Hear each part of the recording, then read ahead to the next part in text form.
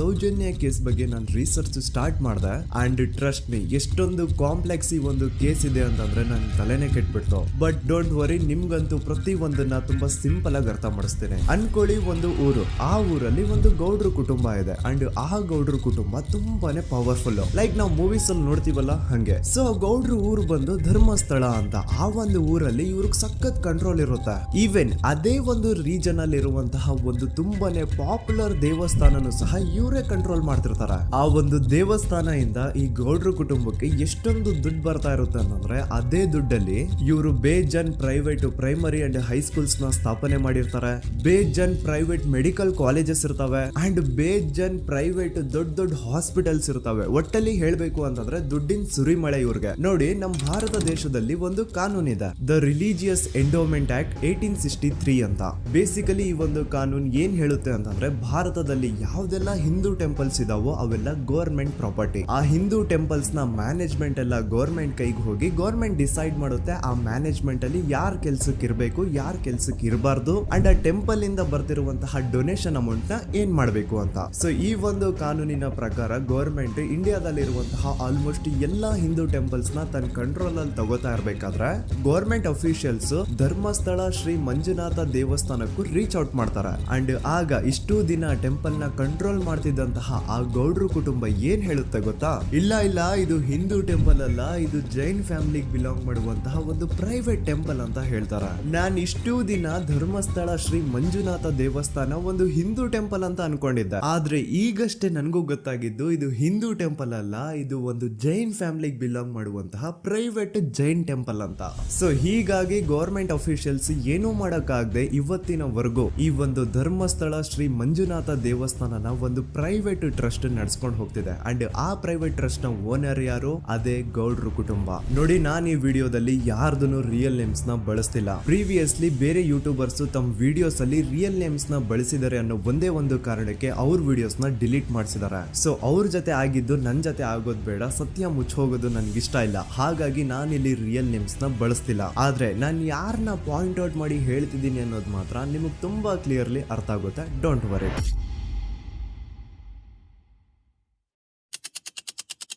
ದಿನಾಂಕ 9/10/2012. A very normal day for everyone except Soujanya. Dharmasthala ಹತ್ರ ಇರುವಂತಹ ಪಂಗಳ್ ಅನ್ನೋ ಒಂದು ಸಣ್ಣ ಹಳ್ಳಿಗೆ ಬಿಲಾಂಗ್ ಮಾಡುವಂತಹ ಸೌಜನ್ಯ ತುಂಬಾನೇ ಒಳ್ಳೆ ಹುಡುಗಿ. SDM ಕಾಲೇಜ್ ಆಫ್ ಉಜ್ರಿಯಲ್ಲಿ ಸೆಕೆಂಡ್ PUC ಓದ್ತಿದ್ದಂತಹ ಇವಳು ತುಂಬಾನೇ ಬ್ರೈಟ್ ಸ್ಟೂಡೆಂಟ್ ಕೂಡ. ಸೊ ಒಂದು ದಿನ ಅಂದ್ರೆ 9 ಅಕ್ಟೋಬರ್ 2012 ಬೆಳಿಗ್ಗೆ 7:30-8 ಗಂಟೆ ಹಾಗೆ ಆಸ್ ಯೂಶುವಲ್ ತನ್ನ ಕಾಲೇಜ್ ಹೋಗೋದಕ್ಕೆ ರೆಡಿ ಆಗ್ತಿರ್ತಾಳೆ. ಅವತ್ತು ಮಂಗಳವಾರದ ದಿನ ಅಂಡ್ ಅವತ್ತು ಲೋಕಲ್ ಫೆಸ್ಟಿವಲ್ ಬೇರೆ ಇರುತ್ತೆ, ಹೊಸ ಅಕ್ಕಿ ಅಂತ. ಈ ಒಂದು ಲೋಕಲ್ ಫೆಸ್ಟಿವಲ್ ದಿನ ಮನೆ ಒಳಗಡೆ ಏನೇ ಅಡುಗೆ ಮಾಡಿದ್ರು ಹೊಸ ಅಕ್ಕಿನೇ ಬಳಸಬೇಕು. ಸೊ ಹೊಸ ಅಕ್ಕಿ ತಂದು ಬ್ರೇಕ್ಫಾಸ್ಟ್ ನ ರೆಡಿ ಮಾಡೋಷ್ಟ್ರಲ್ಲಿ ಸೌಜನ್ಯ ಅವ್ರ ತಾಯಿ ತುಂಬಾ ಲೇಟ್ ಮಾಡ್ತಾರೆ. ಸೊ ಕಾಲೇಜ್ಗೆ ಲೇಟ್ ಆಗ್ತಿದೆ ಅಂತ ಈ ಸೌಜನ್ಯ ಟಿಫಿನ್ ಸಹ ಮಾಡದೆ ಹಾಗೆ ಹೋಗ್ತಾಳೆ. ಅವಳ ತಲೆಯಲ್ಲಿ ಏನಿತ್ತು ಅಂತಂದ್ರೆ, ಹೆಂಗೋ ಇವತ್ತು ಲೋಕಲ್ ಫೆಸ್ಟಿವಲ್ ಬೇರೆ ಇದೆ, ಹಾಗಾಗಿ ಮೇ ಬಿ ಕಾಲೇಜು ಬೇಗ ಬಿಡ್ಬೋದು. ಸೊ ಮಧ್ಯಾಹ್ನ ಡೈರೆಕ್ಟ್ ಮನೆಗೆ ಬಂದು ಊಟ ಬಿಡು ಅಂತ ಅವಳು ಅನ್ಕೊಂಡಿರ್ತಾಳೆ. ಆದ್ರೆ ಕಾಲೇಜ್ ಹೋಗಾದ್ಮೇಲೆ ಗೊತ್ತಾಗುತ್ತೆ ಅವತ್ತು ಅವಳಿಗೆ ಸ್ಪೆಷಲ್ ಕ್ಲಾಸಸ್ ಬೇರೆ ಇದೆ ಅಂತ. ಸೌಜನ್ಯ ಬ್ರೇಕ್ಫಾಸ್ಟ್ ಕೂಡ ಮಾಡಿರಲ್ಲ ಅಂಡ್ ಲಂಚ್ ಬಾಕ್ಸ್ ಕೂಡ ತಂದಿರಲ್ಲ. ಹಾಗಾಗಿ ಲಂಚ್ ಟೈಮ್ ಅಲ್ಲಿ ಸೌಜನ್ಯನ ಒಬ್ಳು ಫ್ರೆಂಡ್ ಜಾನ್ವಿ ತಾನ್ ತಂದಿರುವಂತಹ ಲಂಚ್ ಬಾಕ್ಸ್ ಅಲ್ಲಿ ಒಂದಿಷ್ಟು ಲಂಚ್ ನ ಆಫರ್ ಮಾಡ್ತಾಳೆ. ಆದ್ರೆ ಸೌಜನ್ಯ ಪರವಾಗಿಲ್ಲ, ನೀನ್ ತಿನ್ನು, ನಾನ್ ಮನೆಗೆ ಹೋಗ್ಬಿಟ್ಟು ಊಟ ಮಾಡ್ಕೊಂತೀನಿ ಅಂತ ಹೇಳ್ತಾಳೆ. ಸುಮಾರು ಮಧ್ಯಾಹ್ನದ 3:45ಕ್ಕೆ ಕಾಲೇಜ್ ಬಿಡುತ್ತೆ. ಸೌಜನ್ಯ ಕಾಲೇಜ್ ಇಂದ ಬಸ್ ಅಲ್ಲಿ ಬಂದು ನೇತ್ರಾವತಿ ಬಸ್ ಸ್ಟಾಪ್ ಹತ್ರ ಇಳ್ಕೋತಾಳೆ. ಅವಳ ಜೊತೆ ಅವಳ ಕ್ಲಾಸ್ ಮೇಟ್ಸ್ ಅಂಡ್ ಫ್ರೆಂಡ್ಸ್ ಎಲ್ಲ ಇರ್ತಾರೆ. ಸೊ ಅವ್ರಿಗೆಲ್ಲ ಬಾಯ್ ಹೇಳ್ಬಿಟ್ಟು ಸೌಜನ್ಯ ತನ್ನ ಮನೆ ಕಡೆಗೆ ಹೊರಡ್ತಾಳೆ. ನೇತ್ರಾವತಿ ಬಸ್ ಸ್ಟಾಪ್ ಇಂದ ಸೌಜನ್ಯ ಮನೆಗೆ 20 ಮಿನಿಟ್ಸ್ ನ ವಾಕ್ ಇರುತ್ತೆ. ಮ್ಯಾಕ್ಸ್ ಟು ಮ್ಯಾಕ್ಸ್ 30 ಮಿನಿಟ್ ಹಿಡಿಬಹುದು. ಸೊ ಸೌಜನ್ಯ ನಡ್ಕೊಂಡು ಮನೆ ಕಡೆಗೆ ಹೋಗ್ತಾ ಇರ್ತಾಳೆ. ಒಂದ್ ಸ್ವಲ್ಪ ದೂರದಲ್ಲಿ ಪ್ರಕೃತಿ ಹಾಸ್ಪಿಟಲ್ ಅಂತ ಒಂದಿರುತ್ತೆ. ಅಲ್ಲಿನ ಸೆಕ್ಯೂರಿಟಿ ಗಾರ್ಡ್ ಸೌಜನ್ಯ ನಡ್ಕೊಂಡು ಹೋಗ್ತಾ ಇರೋದನ್ನ ನೋಡ್ತಾನೆ ಕೂಡ.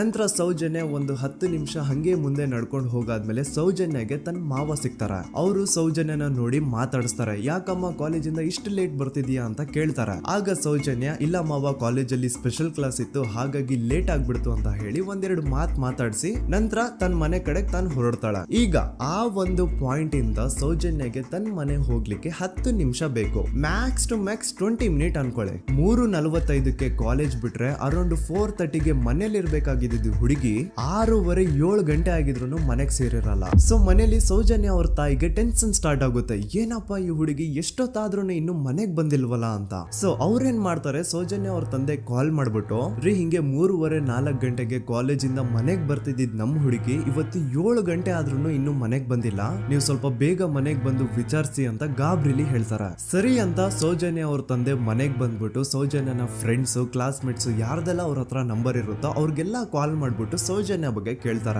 ನಮ್ ಹುಡುಗಿ ಏನಾದ್ರೂ ನಿಮ್ ಮನೆಗ್ ಬಂದಿದ್ದಾಳ ಅಮ್ಮ ಅಂತ. ಆದ್ರೆ ಸೌಜನ್ಯನ ಫ್ರೆಂಡ್ಸ್ ಅಂಡ್ ಕ್ಲಾಸ್ಮೇಟ್ಸ್ ಎಲ್ಲ, ಇಲ್ಲ ಅಂಕಲ್ ನಮ್ಮ ಮನೆಗಂತೂ ಸೌಜನ್ಯ ಏನು ಬಂದಿಲ್ಲ, ಅವಳು ಬಸ್ ಸ್ಟಾಪ್ ಇಂದ ಸೀದಾ ನಿಮ್ ಮನೆ ಕಡೆಗೇನೆ ಹೊರಟ್ಲಲ್ವಾ, ಯಾಕೆ ಇನ್ನೂ ಬಂದಿಲ್ವಾ ಅಂತ ಕೇಳ್ತಾರ. ಆಗ ಸೌಜನ್ಯ ಅವ್ರ ತಂದೆ, ಇಲ್ಲಮ್ಮ ಬಂದಿಲ್ಲ, ಹಾಗಾಗಿನೇ ಕಾಲ್ ಮಾಡಿರೋದು ಅಂತ ಹೇಳಿ ಕಾಲ್ ಕಟ್ ಮಾಡ್ತಾರ. ದೆನ್ ಸೌಜನ್ಯ ಅವ್ರ ತಂದೆ ಸೌಜನ್ಯ ಅವ್ರ ಮಾವ ಕಾಲ್ ಮಾಡ್ತಾರ. ಅಳಿಯ ಎಲ್ಲಿದ್ಯಾ, ನನ್ ಮಗಳು ಇನ್ನು ಮನೆಗ್ ಬಂದಿಲ್ಲ, ನೀನೇನಾದ್ರೂ ಅವಳನ್ನ ನೋಡ್ದ ಅಂತ ಕೇಳ್ತಾರ. ಆ ಕಡೆಯಿಂದ ಅವರು ಸೌಜನ್ಯನ ಮಾವ ಹೇಳ್ತಾರೆ, ಹ್ಞೂ ನಾನ್ ನೋಡ್ದೆ, 4:15 ಹಾಗೆ ಆ ಹುಡುಗಿ ಕಾಲೇಜಿಂದ ಬರ್ಬೇಕಾದ್ರೆ ನನಗ್ ಕಾಣಿಸಿದ್ಲು, ನಾನ್ ಸ್ವಲ್ಪ ಮಾತಾಡ್ದೆ ಅವಳ ಹತ್ರ, ಅದಾದ್ಮೇಲೆ ಅವಳು ಮನೆ ಕಡೆ ಹೋದ್ಲಲ್ಲ, ಯಾಕೆ ಇನ್ನೂ ಬಂದಿಲ್ವಾ ಅಂತ ಅವರೇ ಉಲ್ಟಾ ಕ್ವಶನ್ ಕೇಳ್ತಾರ. ಈ ಕಡೆ ಸೌಜನ್ಯ ಅವ್ರ ತಂದೆ, ಇಲ್ಲ 7 ಗಂಟೆ ಆದ್ರೂ ಮಗು ಇನ್ನು ಮನೆಗ್ ಬಂದಿಲ್ಲ, ನಮ್ಗೆ ಯಾಕೋ ತುಂಬಾ ಗಾಬರಿ ಆಗ್ತಿದೆ, ನೀನೊಂದ್ ಕೆಲ್ಸ ಮಾಡು, ನಮ್ಮವ್ರನ್ನೆಲ್ಲ ಸೇರ್ಸು, ಎಲ್ರೂ ಸೇರಿ ಹುಡುಕುವ ಅವಳನ್ನ ಅಂತ ಸುಮಾರು ರಾತ್ರಿ 7 ಗಂಟೆಯಿಂದ ಹಿಡಿದು 11 ಗಂಟೆವರೆಗೂ ಸೌಜನ್ಯನ ಮನೆಯವರು ಅಂಡ್ ಊರಿನ ಜನ 200-300 ಜನ ಸೇರ್ಕೊಂಡು ಸೌಜನ್ಯನ ಹುಡುಕ್ತಾರೆ. ಆದ್ರೆ ಸೌಜನ್ಯನ ಒಂದು ಸುಳಿವು ಸಿಗಲ್ಲ. ಸೊ ಕೊನೆಗೆ ಸಹಾಯ ಕೇಳ್ತಾ ರಾತ್ರಿ 11 ಗಂಟೆ ಹಾಗೆ ಸೌಜನ್ಯನ ತಂದೆ ತಾಯಿ ಅಂಡ್ ಊರಿನ ಜನ ಎಲ್ಲ ಬೆಳ್ತಂಗಡಿ ಪೊಲೀಸ್ ಸ್ಟೇಷನ್ ಹತ್ರ ಹೋಗ್ತಾರ. ಅಲ್ಲಿ ಪೊಲೀಸ್ ಅವ್ರ ಹತ್ರ ಕಾಲೇಜ್ ಹೋಗಿದ್ ನಮ್ ಹುಡುಗಿ ಇಷ್ಟೊತ್ತಾದ್ರೂ ಇನ್ನು ಮನೆಗ್ ಬಂದಿಲ್ಲ, ಎಷ್ಟು ಹುಡುಕಿದ್ರು ಸಿಗ್ತಾ ಇಲ್ಲ, ಸೊ ಪ್ಲೀಸ್ ಒಂದು ಮಿಸ್ಸಿಂಗ್ ರಿಪೋರ್ಟ್ ನ ಫೈಲ್ ಮಾಡಿ ನಮ್ ಹುಡುಗಿನ ಹುಡುಕೊಡಿ ಅಂತ ಕೇಳ್ಕೊತಾರ. ಆದ್ರೆ ಪೊಲೀಸ್ ಅವರು ಒಪ್ಪಲ್ಲ. ಇಲ್ಲ ಯಾವುದೇ ಪರ್ಸನ್ ಮಿಸ್ಸಿಂಗ್ ಆದ್ರೆ ಆಫ್ಟರ್ 24 ಅವರ್ಸ್ ಆದ್ಮೇಲೆನೆ ರಿಪೋರ್ಟ್ ಫೈಲ್ ಮಾಡಕ್ಕಾಗೋದು. ಸೊ ನೀವ್ ಒಂದ್ ಕೆಲ್ಸ ಮಾಡಿ, ಈಗ ಮನೆಗ್ ಹೋಗಿ ನಾಳೆ ಬೆಳಿಗ್ಗೆವರೆಗೂ ನೋಡಿ, ನಾಳೆ ಬೆಳಿಗ್ಗೆವರೆಗೂ ನಿಮ್ ಮಗಳು ನಿಮ್ ಮನೆಗ್ ಬಂದಿಲ್ಲ ಅಂತಂದ್ರೆ ಆಗ ಬಂದ್ಬಿಟ್ಟು ಮಿಸ್ಸಿಂಗ್ ರಿಪೋರ್ಟ್ ನ ಫೈಲ್ ಮಾಡಿಸಿ ಅಂತ ಹೇಳಿ ಕಳಿಸ್ತಾರ. ಆಗ ಆಲ್ಮೋಸ್ಟ್ ಮಿಡ್ ನೈಟ್ ಆಗಿರೋದ್ರಿಂದ ಅಂಡ್ ಮಳೆ ಬೇರೆ ತುಂಬಾ ಜೋರಾಗಿ ಬರ್ತಾ ಇರುತ್ತೆ. ಸೊ ಈ ಸಿಚುವೇಶನ್ ಅಲ್ಲಿ ಸೌಜನ್ಯನ ಹುಡುಕ್ಲಿಕ್ಕೆ ಆಗಲ್ಲ. ನಾಳೆ ಬೆಳಿಗ್ಗೆ ಸೇರ್ಕೊಂಡು ಅಗೇನ್ ಎಲ್ರು ಸೌಜನ್ಯನ ಹುಡುಕುವ ಅಂತ ಸೌಜನ್ಯನ ಮನೆಯವರು ಅಂಡ್ ಊರಿನ ಜನ ಎಲ್ರು ತಮ್ಮ ಮನೆಗೆ ಹೋಗ್ಬಿಡ್ತಾರ. ನೆಕ್ಸ್ಟ್ ದಿನ ಅಂದ್ರೆ 10 ಅಕ್ಟೋಬರ್ 2012 ಬುಧವಾರದ ದಿನ ಬೆಳಿಗ್ಗೆ 10 ಗಂಟೆ ಹಾಗೆ ಸೌಜನ್ಯನ ಮನೆಯವರು ಅಂಡ್ ಊರಿನ 200-300 ಜನ ಸೇರ್ಕೊಂಡು ಅಗೇನ್ ಸೌಜನ್ಯಗೋಸ್ಕರ ಹುಡುಕಾಟ ಸ್ಟಾರ್ಟ್ ಮಾಡ್ತಾರ. ಹುಡುಕಾಟ ಪ್ರಾರಂಭಿಸಿದ್ದು ವಿತಿನ್ 2 ಅವರ್ಸ್ ಒಳಗಡೆನೆ ಸೌಜನ್ಯ ಸಿಗ್ತಾಳೆ. ಆದ್ರೆ ಶವ ಆಗಿ ಆ 200-300 ಊರಿನ ಜನ ಎಲ್ಲ ಸೇರ್ಕೊಂಡು ಏನ್ ಸೌಜನ್ಯನ ಹುಡುಕ್ತಾ ಇದ್ರು, ಅದ್ರಲ್ಲಿ ಯಾರೋ ಒಬ್ರಿಗೆ ಸೌಜನ್ಯನ ಮನೆಯಿಂದ ಕೇವಲ 10 ನಿಮಿಷ ದೂರದಲ್ಲಿರುವಂತಹ ಒಂದು ಹಳ್ಳನ ದಡದಲ್ಲಿ ಸೌಜನ್ಯ ಮೃತದೇಹ ಸಿಗುತ್ತಾ. ಈಗ ಸತ್ತಿರುವಂತಹ ಸೌಜನ್ಯನ ಡೆಡ್ ಬಾಡಿ ಯಾವ ಒಂದು ಕಂಡೀಷನ್ ಅಲ್ಲಿ ಇತ್ತು ಅಂತ ಹೇಳ್ತೀನಿ, ಸ್ವಲ್ಪ ಗಮನ ಇಟ್ಟು ಕೇಳಿಸ್ಕೊಳ್ಳಿ. ಅವಳ ಕೈಗಳನ್ನ ಅವಳದೇ ದುಪಟ್ಟ ಅಂಡ್ ID ಕಾರ್ಡ್ ಇಂದ ಮರಕ್ಕೆ ಕಟ್ಟಿರ್ತಾರ. ಅವಳ ಬಾಡಿ ಎಲ್ಲ ನೇಕೆಡ್ ಇರುತ್ತೆ, ಮೈ ಮೇಲೆ ಸರಿಯಾದ ಬಟ್ಟೆ ಇರಲ್ಲ, ಮೈ ಮೇಲೆ ಮಲ್ಟಿಪಲ್ ಕಟ್ ಮಾರ್ಕ್ಸ್ ಇರುತ್ತೆ, ತುಂಬಾ ಜೋರಾಗಿ ಹೊಡೆದಿರುವಂತಹ ಗಾಯಗಳು ಮೈ ಮೇಲೆ ಎದ್ದು ಕಾಣಿಸ್ತಿರ್ತವೆ. ಅವಳ ರಿಪ್ಸ್ ಎದೆ ಭಾಗದ ಮೂಳೆಗಳೆಲ್ಲ ಮುರಿದು ಹೋಗ್ಬಿಟ್ಟಿರ್ತವೆ. And most brutal part is ಅವಳ ಯೋನಿ, ಅವಳ ಏನಿತ್ತೋ ಅದ್ರ ಒಳಗಡೆ 6 ಇಂಚ್ ಮಣ್ಣು ತುಂಬಿರ್ತಾರ. ಆ ಬಾಡಿ ಕಂಡೀಷನ್ ನ ನೋಡಿದಾದ್ಮೇಲೆ ಒಂದಂತೂ ತುಂಬಾ ಕ್ಲಿಯರ್ ಆಗಿ ಅರ್ಥ ಆಗುತ್ತೆ, ಅವಳನ್ನ ಯಾರೋ ತುಂಬಾ ಫೋರ್ಸ್ಫುಲಿ ಮಾಡಿ ನಂತರ ನಿರ್ದಯವಾಗಿ ಸಾಯಿಸಿದ್ದಾರೆ ಅಂತ. ಇಲ್ಲಿ ಕ್ರಿಮಿನಲ್ಸ್ ನ ಬುದ್ಧಿವಂತಿಕೆ ನೋಡಿ ಪೊಲೀಸ್ ಅವ್ರಿಗೆ ಏನೂ ಸುಳಿವು ಸಿಗ್ಬಾರ್ದು ಅಂತ ಅವಳ ಯೋನಿ ಒಳಗಡೆ 6 ಇಂಚ್ ಅಷ್ಟು ಮಣ್ಣು ತುಂಬ ಹೋಗಿರ್ತಾರ. ಸೊ ದೆನ್ ಪೊಲೀಸ್ ಅವ್ರಿಗೆ ವಿಷಯ ಗೊತ್ತಾಗುತ್ತೆ. ಅವರು ಸ್ಪಾಟ್ ಗೆ ಬಂದು ಸೌಜನ್ಯನ ಬಾಡಿನ ರಿಕವರ್ ಮಾಡಿ ಆ ಒಂದು ಸ್ಪಾಟ್ ನ ಕಂಪ್ಲೀಟ್ ಸೀಸ್ ಮಾಡ್ತಾರ. ಒಬ್ಳು ಸಾಮಾನ್ಯ ಮಿಡಲ್ ಕ್ಲಾಸ್ ಹುಡುಗಿ, ಒಬ್ಳು ವೆರಿ ಬ್ರೈಟ್ ಸ್ಟೂಡೆಂಟ್ ನ ಈ ಮಟ್ಟಿಗೆ ಇಷ್ಟು ನಿರ್ದಯವಾಗಿ ಸಾಯಿಸಿರೋದು ಯಾರು? ಇನ್ ಕೇಸ್ ಏನಾದ್ರೂ ಈ ಕ್ರೈಮ್ ಮಾಡಿದವನು ಸಿಕ್ಕಿ ಬಿದ್ರೆ ಅವನ್ನ ಸುಮ್ನೆ ಬಿಡಬಾರ್ದು ಅಂತ ಜನ ಆಕ್ರೋಶ ವ್ಯಕ್ತಪಡಿಸ್ತಾರ. ಅಂಡ್ ಗೆಸ್ ವಾಟ್, ನಮ್ ಪೊಲೀಸ್ ಅವರು ಇಷ್ಟೊಂದು ಫಾಸ್ಟ್ ಆಗಿ ಇನ್ವೆಸ್ಟಿಗೇಷನ್ ಕಂಪ್ಲೀಟ್ ಮಾಡ್ತಾರೆ ಅಂತ ನಾನಂತೂ ಎಕ್ಸ್ಪೆಕ್ಟ್ ಮಾಡಿರ್ಲಿಲ್ಲ. ಅಂಡ್ ಈವನ್ ಈ ಒಂದು ವಿಷಯದಿಂದ ಊರಿನ ಜನನು ಶಾಕ್ ಆಗ್ತಾರೆ. ಸೌಜನ್ಯ ಬಾಡಿ ಸಿಕ್ಕಿದ್ದ ನೆಕ್ಸ್ಟ್ ದಿನ ಅಂದ್ರೆ 11 ಅಕ್ಟೋಬರ್ 2012 ಸಂಜೆ 5 ಗಂಟೆ ಹಾಗೆ ಯಾರು ಸೌಜನ್ಯನ ಪಂಡು ಮರ್ಡರ್ ಮಾಡಿದ್ನೋ ಆ ಕ್ರಿಮಿನಲ್ ಕೂಡ ಸಿಕ್ಕಿ ಬೀಳ್ತಾನೆ. ಈಗ ನೀವು ಥಿಂಕ್ ಮಾಡ್ಬೋದು, ಸೌಜನ್ಯನ ಯಾರು ಅಂಡ್ ಮರ್ಡರ್ ಮಾಡಿದ್ರು ಅಂಡ್ ಯಾರ ಕ್ರೈಮ್ ನ ಮಾಡಿದ್ರು ಅವನು ನೆಕ್ಸ್ಟ್ ದಿನಾನೇ ಸಿಕ್ಕಿ ಬಿದ್ದ. ಹಾಗಿದ್ರೆ ಈ ಕೇಸ್ ಯಾವಾಗ್ಲೂ ಕ್ಲೋಸ್ ಆಗ್ಬಿಡ್ಬೇಕಿತ್ತು. ಆದ್ರೂ ಸ್ಟಿಲ್ ಇವತ್ತಿನ ದಿನವರೆಗೂ ಯಾಕೆ ಈ ಕೇಸು ಪದೇ ಪದೇ ನ್ಯೂಸ್ ಅಲ್ಲಿ ಬರುತ್ತೆ ಅಂದ್ರೆ ನಮ್ ದೂತ ಸಭೆಯ ಪ್ರಜೆಗಳೇ ರೆಡಿ ಆಗಿ, ಆರೋಪಿ ಸಿಕ್ಕಾದ್ಮೇಲೆ ಈ ಕೇಸು ಕ್ಲೋಸ್ ಆಗಿಲ್ಲ. ಆಕ್ಚುಲಿ ಈ ಕೇಸು ಓಪನ್ ಆಗಿದ್ದೆ ಈಗ. ನೋಡಿ, ಸೌಜನ್ಯನ ಬಾಡಿ ಸಿಕ್ಕಿದ್ದು ನೆಕ್ಸ್ಟ್ ದಿನ ಅಂದ್ರೆ 11 ಅಕ್ಟೋಬರ್ 2012. PSI ಯೋಗೇಶ್ ಅವರು ಯಾರನ್ನ ಈ ಕೇಸಲ್ಲಿ ಅರೆಸ್ಟ್ ಮಾಡಿದ್ರು ಅಂದ್ರೆ ಆತನ ಹೆಸರು ಬಂದು ಸಂತೋಷ್ ರಾವ್. 28-29 ವಯಸ್ಸಿರುವಂತಹ Santosh Rao first of all ಧರ್ಮಸ್ಥಳದವನು ಅಲ್ವೇ ಅಲ್ಲ, ಅವನು ಶೃಂಗೇರಿ. ಅವನು ಸಂತೋಷ್ ರಾವ್ ನ ತಂದೆ ಸ್ಕೂಲ್ ಟೀಚರು ಅಂಡ್ ತಾಯಿ ಹೌಸ್ ವೈಫ್. ಸಂತೋಷ್ ಮೊದ್ಲಿಂದನೂ ಒಂದ್ ಸ್ವಲ್ಪ ಮೆಂಟಲಿ ಇಲ್ಲಿರೋದ್ರಿಂದ ಅವನಿಗೆ ವಿದ್ಯೆ ಬರಹ ಅನ್ನೋದು ತಲೆಗೆ ಹೋಗಿರಲ್ಲ. ಹಾಗಾಗಿ ಅವನು ಶೃಂಗೇರಿಯಲ್ಲಿ ಒಂದು ಹೋಟೆಲ್ ಅಲ್ಲಿ ಕೆಲಸ ಮಾಡ್ತಿರ್ತಾನೆ. ಮೆಂಟಲಿ ಅನ್ಸ್ಟೇಬಲ್ ಇದ್ರೂ ಸಹ ಈತನಿಗೆ ದೇವ್ರ ಮೇಲೆ ಬಹಳ ನಂಬಿಕೆ ಇರುತ್ತೆ. ಹಾಗಾಗಿ ತಿಂಗಳಿಗೆ ಒಮ್ಮೆ ಆದ್ರೂ, ಅಟ್ಲೀಸ್ಟ್ 2 ತಿಂಗಳಿಗೆ ಒಮ್ಮೆ ಆದ್ರೂ ಈತ ಯಾವ್ದಾದ್ರು ಒಂದು ಪುಣ್ಯಕ್ಷೇತ್ರಕ್ಕೆ ವಿಸಿಟ್ ಮಾಡಿ ಬರ್ತಿರ್ತಾನೆ. ಹಾಗೇನೆ ಈ ಸತಿನೂ ಸಹ ಈತ ಧರ್ಮಸ್ಥಳಕ್ಕೆ ಬಂದಿರ್ತಾನೆ. ಇವನು ಧರ್ಮಸ್ಥಳಕ್ಕೆ ಬಂದಿದ್ದು ದಿನಾಂಕ 9 ಅಕ್ಟೋಬರ್ 2012. ಈ ದಿನಾಂಕನ ಸ್ವಲ್ಪ ನೋಟ್ ಮಾಡಿ ಇಟ್ಕೊಳ್ಳಿ, ಯಾಕಂತಂದ್ರೆ ಮುಂದೆ ಈ ಕೇಸಲ್ಲಿ ಇದೇ ಮೇಜರ್ ಟರ್ನಿಂಗ್ ಪಾಯಿಂಟ್. ಸೊ ಸೌಜನ್ಯನ ಡೆತ್ ಆಗಿಂತ ಒಂದು ದಿನ ಹಿಂದೆ ಧರ್ಮಸ್ಥಳಕ್ಕೆ ಬಂದಿರುವಂತಹ ಸಂತೋಷ್ ರಾವ್ಗೆ ಎಲ್ಲೂ ಉಳ್ಕೊಳ್ಳಿಕ್ಕೆ ಹೋಟೆಲ್ ಅಲ್ಲಿ ಅಥವಾ ಲಾಡ್ಜ್ ಅಲ್ಲಿ ರೂಮ್ ಸಿಗಲ್ಲ. ರೀಸನ್ ಇಷ್ಟೇ, ಸಂತೋಷ್ ರಾವ್ ನೋಡ್ಲಿಕ್ಕೆ ಸ್ವಲ್ಪ ಮೆಂಟಲಿ ಅನ್ಸ್ಟೇಬಲ್ ಪರ್ಸನ್ ತರ ಇರ್ತಾನೆ. ಅವನ ಅವತಾರ, ಅವನ ವೇಷಭೂಷಣ ಅಷ್ಟು ಸರಿ ಇರಲ್ಲ. ಹಾಗಾಗಿ ಇವನ್ಗೆ ಯಾವುದೇ ಒಂದು ಹೋಟೆಲ್ ಅಲ್ಲಿ ಅಥವಾ ಲಾಡ್ಜ್ ಅಲ್ಲಿ ಎಲ್ಲಿನೂ ರೂಮ್ ಸಿಗಲ್ಲ. ಸೊ ಉಳ್ಕೊಳ್ಳೋಕೆ ಜಾಗ ಸಿಗದೆ ಇವನೇನ್ ಮಾಡ್ತಾನೆ, ಅಲ್ಲೇ ಹತ್ರದಲ್ಲಿರುವಂತಹ ಬಾಹುಬಲಿ ಬೆಟ್ಟಕ್ಕೆ ಹೋಗಿ ಅಲ್ಲಿರುವಂತಹ ಬಾಹುಬಲಿ ಸ್ಟ್ಯಾಚು ಹತ್ರನೇ ಆಶ್ರಯ ತಗೊಳ್ತಾನೆ. ಅಂಡ್ 1-2 ದಿನ ಅವನು ಅಲ್ಲೇ ಉಳ್ಕೋತಾನೆ ಕೂಡ. ಡೇ ಟೈಮ್ ಅಲ್ಲಿ ಧರ್ಮಸ್ಥಳಕ್ಕೆ ಬಂದು ಧರ್ಮಸ್ಥಳ ಶ್ರೀ ಮಂಜುನಾಥ ದೇವಸ್ಥಾನದಲ್ಲಿದ್ದು ಅಲ್ಲೇ ಪ್ರಸಾದ ಊಟ ಎಲ್ಲ ಮಾಡಿ ನಂತರ ನೈಟ್ ಆಗ್ತಿದ್ದಂಗೆ ಬಾಹುಬಲಿ ಬೆಟ್ಟಕ್ಕೆ ಹೋಗಿ ಆ ಸ್ಟ್ಯಾಚು ಹತ್ರನೇ ಮಲ್ಕೊಳ್ತಿರ್ತಾನೆ. ಸೊ ಒಂದು ದಿನ ಅಂದ್ರೆ 11 ಅಕ್ಟೋಬರ್ 2012 ಸಂಜೆ 5 ಗಂಟೆ ಹಾಗೆ ಈ ಸಂತೋಷ್ ರಾವ್ ತನ್ನ ಪಾಡಿಗೆ ತಾನು ಆ ಬೆಟ್ಟದ ಮೇಲೆ ಕೂತ್ಕೊಂಡು ಸೀನರೀಸ್ ನ ಎಂಜಾಯ್ ಮಾಡ್ತಾ ಇರಬೇಕಾದ್ರೆ ಯಾರೋ ಅದೇ ಊರಿನ 5 ಜನ ಕಿಡಿಗೇಡಿಗಳು ಬಂದು ಇವನ್ ಹತ್ರ ಜಗಳ ತೆಗಿತಾರ. ಈ 5 ಜನ ಯಾರು ಅಂತ ನಂತರ ಹೇಳ್ತೀನಿ. ಸೊ ಈ 5 ಜನ ಕಿಡಿಗೇಡಿಗಳು ಸಂತೋಷ್ ರಾವ್ ಹತ್ರ ಜಗಳ ತೆಗೆದು ಅವನ್ನ ಅವಾಚ್ಯ ಶಬ್ದಗಳಿಂದ ಬೈದು ಅವನ್ನ ಹೊಡೆದು, ಅಷ್ಟೇ ಸಾಲದೆ ಆ 5 ಜನ ಸಂತೋಷ್ ರಾವ್ನ ಪೊಲೀಸ್ ಸ್ಟೇಷನ್ಗೆ ಎಳ್ಕೊಂಡ್ ಬಂದು ಇವನು ನಾವು ಬಾಹುಬಲಿ ಬೆಟ್ಟಕ್ಕೆ ಅಂತ ಹೋಗಿದ್ರೆ ಅಲ್ಲಿ ನಮ್ಮ ಮೇಲೆ ಅಟ್ಯಾಕ್ ಮಾಡ್ದ, ಇವ್ನು ನೋಡ್ಲಿಕ್ಕೂ ಸಹ ಒಳ್ಳೆ ಸೈಕೋ ಕಿಲ್ಲರ್ ಇದ್ದಂಗಿದಾನೆ, ನಮ್ಗೆ ಯಾಕೋ ನಿನ್ನೆ ನಮ್ಮೂರಲ್ಲಿ ನಡೆದಿರುವಂತಹ ಘಟನೆ ಆ ಸೌಜನ್ಯನ ಮರ್ಡರ್ ಇವನೇ ಮಾಡಿದಾನೆ ಅಂತ ಡೌಟ್ ಬರ್ತಿದೆ ಅಂತ ಆ 5 ಜನ ಕಿಡಿಗೇಡಿಗಳು ಸಂತೋಷ್ ರಾವ್ನ ಪೊಲೀಸ್ ಅವ್ರ ಹತ್ರ ಹಾಕೊಡ್ತಾರ.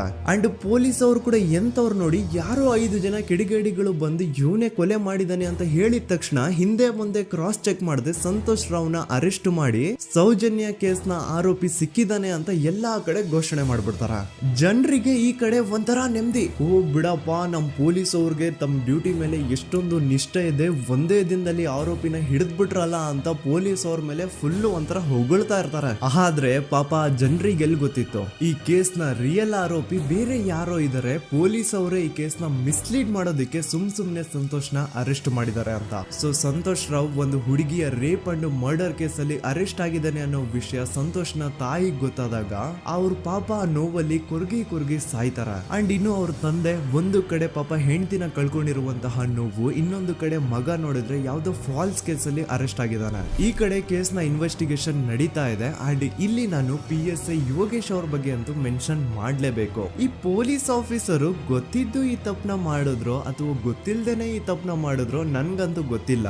ಸೊ ಇವ್ರು ಏನ್ ಮಾಡ್ತಾರೆ ಅಂತಂದ್ರೆ ಸೌಜನ್ಯನ ಬಾಡಿನ ಪೋಸ್ಟ್ ಮಾರ್ಟಮ್ಗೆ ಕಳಿಸಿದಾಗ ಡಾಕ್ಟರ್ಸ್ ಹಂಗೋ ಹಿಂಗೋ ಮಾಡಿ ಇಂದ ಕೆಲವೊಂದು ಸ್ಪರ್ಮ್ ನ ಸ್ಯಾಂಪಲ್ಸ್ ಕಲೆಕ್ಟ್ ಮಾಡ್ತಾರೆ. ಅದನ್ನ ಅವರು PSI ಯೋಗೇಶ್ಗೆ ಕೊಟ್ಟು ಇದನ್ನ ವಿತಿನ್ 72 ಅವರ್ಸ್ ಒಳಗಡೆ ಇನ್ನೊಂದು ಲ್ಯಾಬ್ ಗೆ ಸಬ್ಮಿಟ್ ಮಾಡಿ ಅಂತ ತುಂಬಾ ಕ್ಲಿಯರ್ ಆಗಿ ಹೇಳ್ತಾರೆ. ಆದ್ರೆ PSI ಯೋಗೇಶ್ ಆ ಸ್ಪರ್ಮ್ ಸ್ಯಾಂಪಲ್ಸ್ ನ ವಿತಿನ್ 72 ಅವರ್ಸ್ ಒಳಗಡೆ ಲ್ಯಾಬ್ ಕಳ್ಸೋದಿರ್ಲಿ, ಅದನ್ನ 12 ದಿನ ಆದ್ಮೇಲೆ ಲ್ಯಾಬ್ ಕಳಿಸ್ತಾರೆ. ಅಷ್ಟೊತ್ತಿಗೆ ಆಲ್ರೆಡಿ ಆ ಸ್ಪರ್ಮ್ ಸ್ಯಾಂಪಲ್ಸ್ ಗೆಲ್ಲ ಫಂಗಸ್ ಹಿಡಿದು ಅದು ಅನ್ಫಿಟ್ ಫಾರ್ ಟೆಸ್ಟಿಂಗ್ ಅಂತ ಬರುತ್ತೆ. ಈಗ ನೀವೇ ಹೇಳಿ, ಎಂತ ಡಂಬೆಸ್ಟ್ ಪರ್ಸನ್ ಪೊಲೀಸ್ ಆಫೀಸರ್ ಆಗಿದ್ರು ಅವನ ಹತ್ರ ಒಂದು ಮರ್ಡರ್ ಕೇಸ್ ಬಂದಾಗ ಅವನ ಹತ್ರ ಇರೋ ಮೇನ್ ಸಾಕ್ಷಿನೇ, ಮೇನ್ ಎವಿಡೆನ್ಸ್ ಆ ಹುಡುಗಿಯ ಇಂದ ಕಲೆಕ್ಟ್ ಆಗುವಂತಹ ಸ್ಪರ್ಮ್ ಸ್ಯಾಂಪಲ್ಸ್. ಸೊ ಅದನ್ನ ಮೊದಲು ಲ್ಯಾಬ್ ಕಳಿಸಿ ಅದನ್ನ ಐಡೆಂಟಿಫೈ ಮಾಡೋದು ಪೊಲೀಸ್ ಅವರ ಫಸ್ಟ್ ಡ್ಯೂಟಿ. ಆದ್ರೆ ಇಲ್ಲಿ PSI ಯೋಗೇಶ್ ಅವರು ಇದನ್ನೇ ಮರ್ತು ಹೋದ್ರು ಅಂತ ನೋಡಿ. ಯಾವುದೇ ಒಂದು ಕೇಸ್ ಅಲ್ಲಿ ಪೊಲೀಸ್ ಅವರು ಆದಷ್ಟು ಎವಿಡೆನ್ಸ್ ನ ಕಲೆಕ್ಟ್ ಮಾಡೋದಕ್ಕೆ ಟ್ರೈ ಮಾಡ್ತಾರ.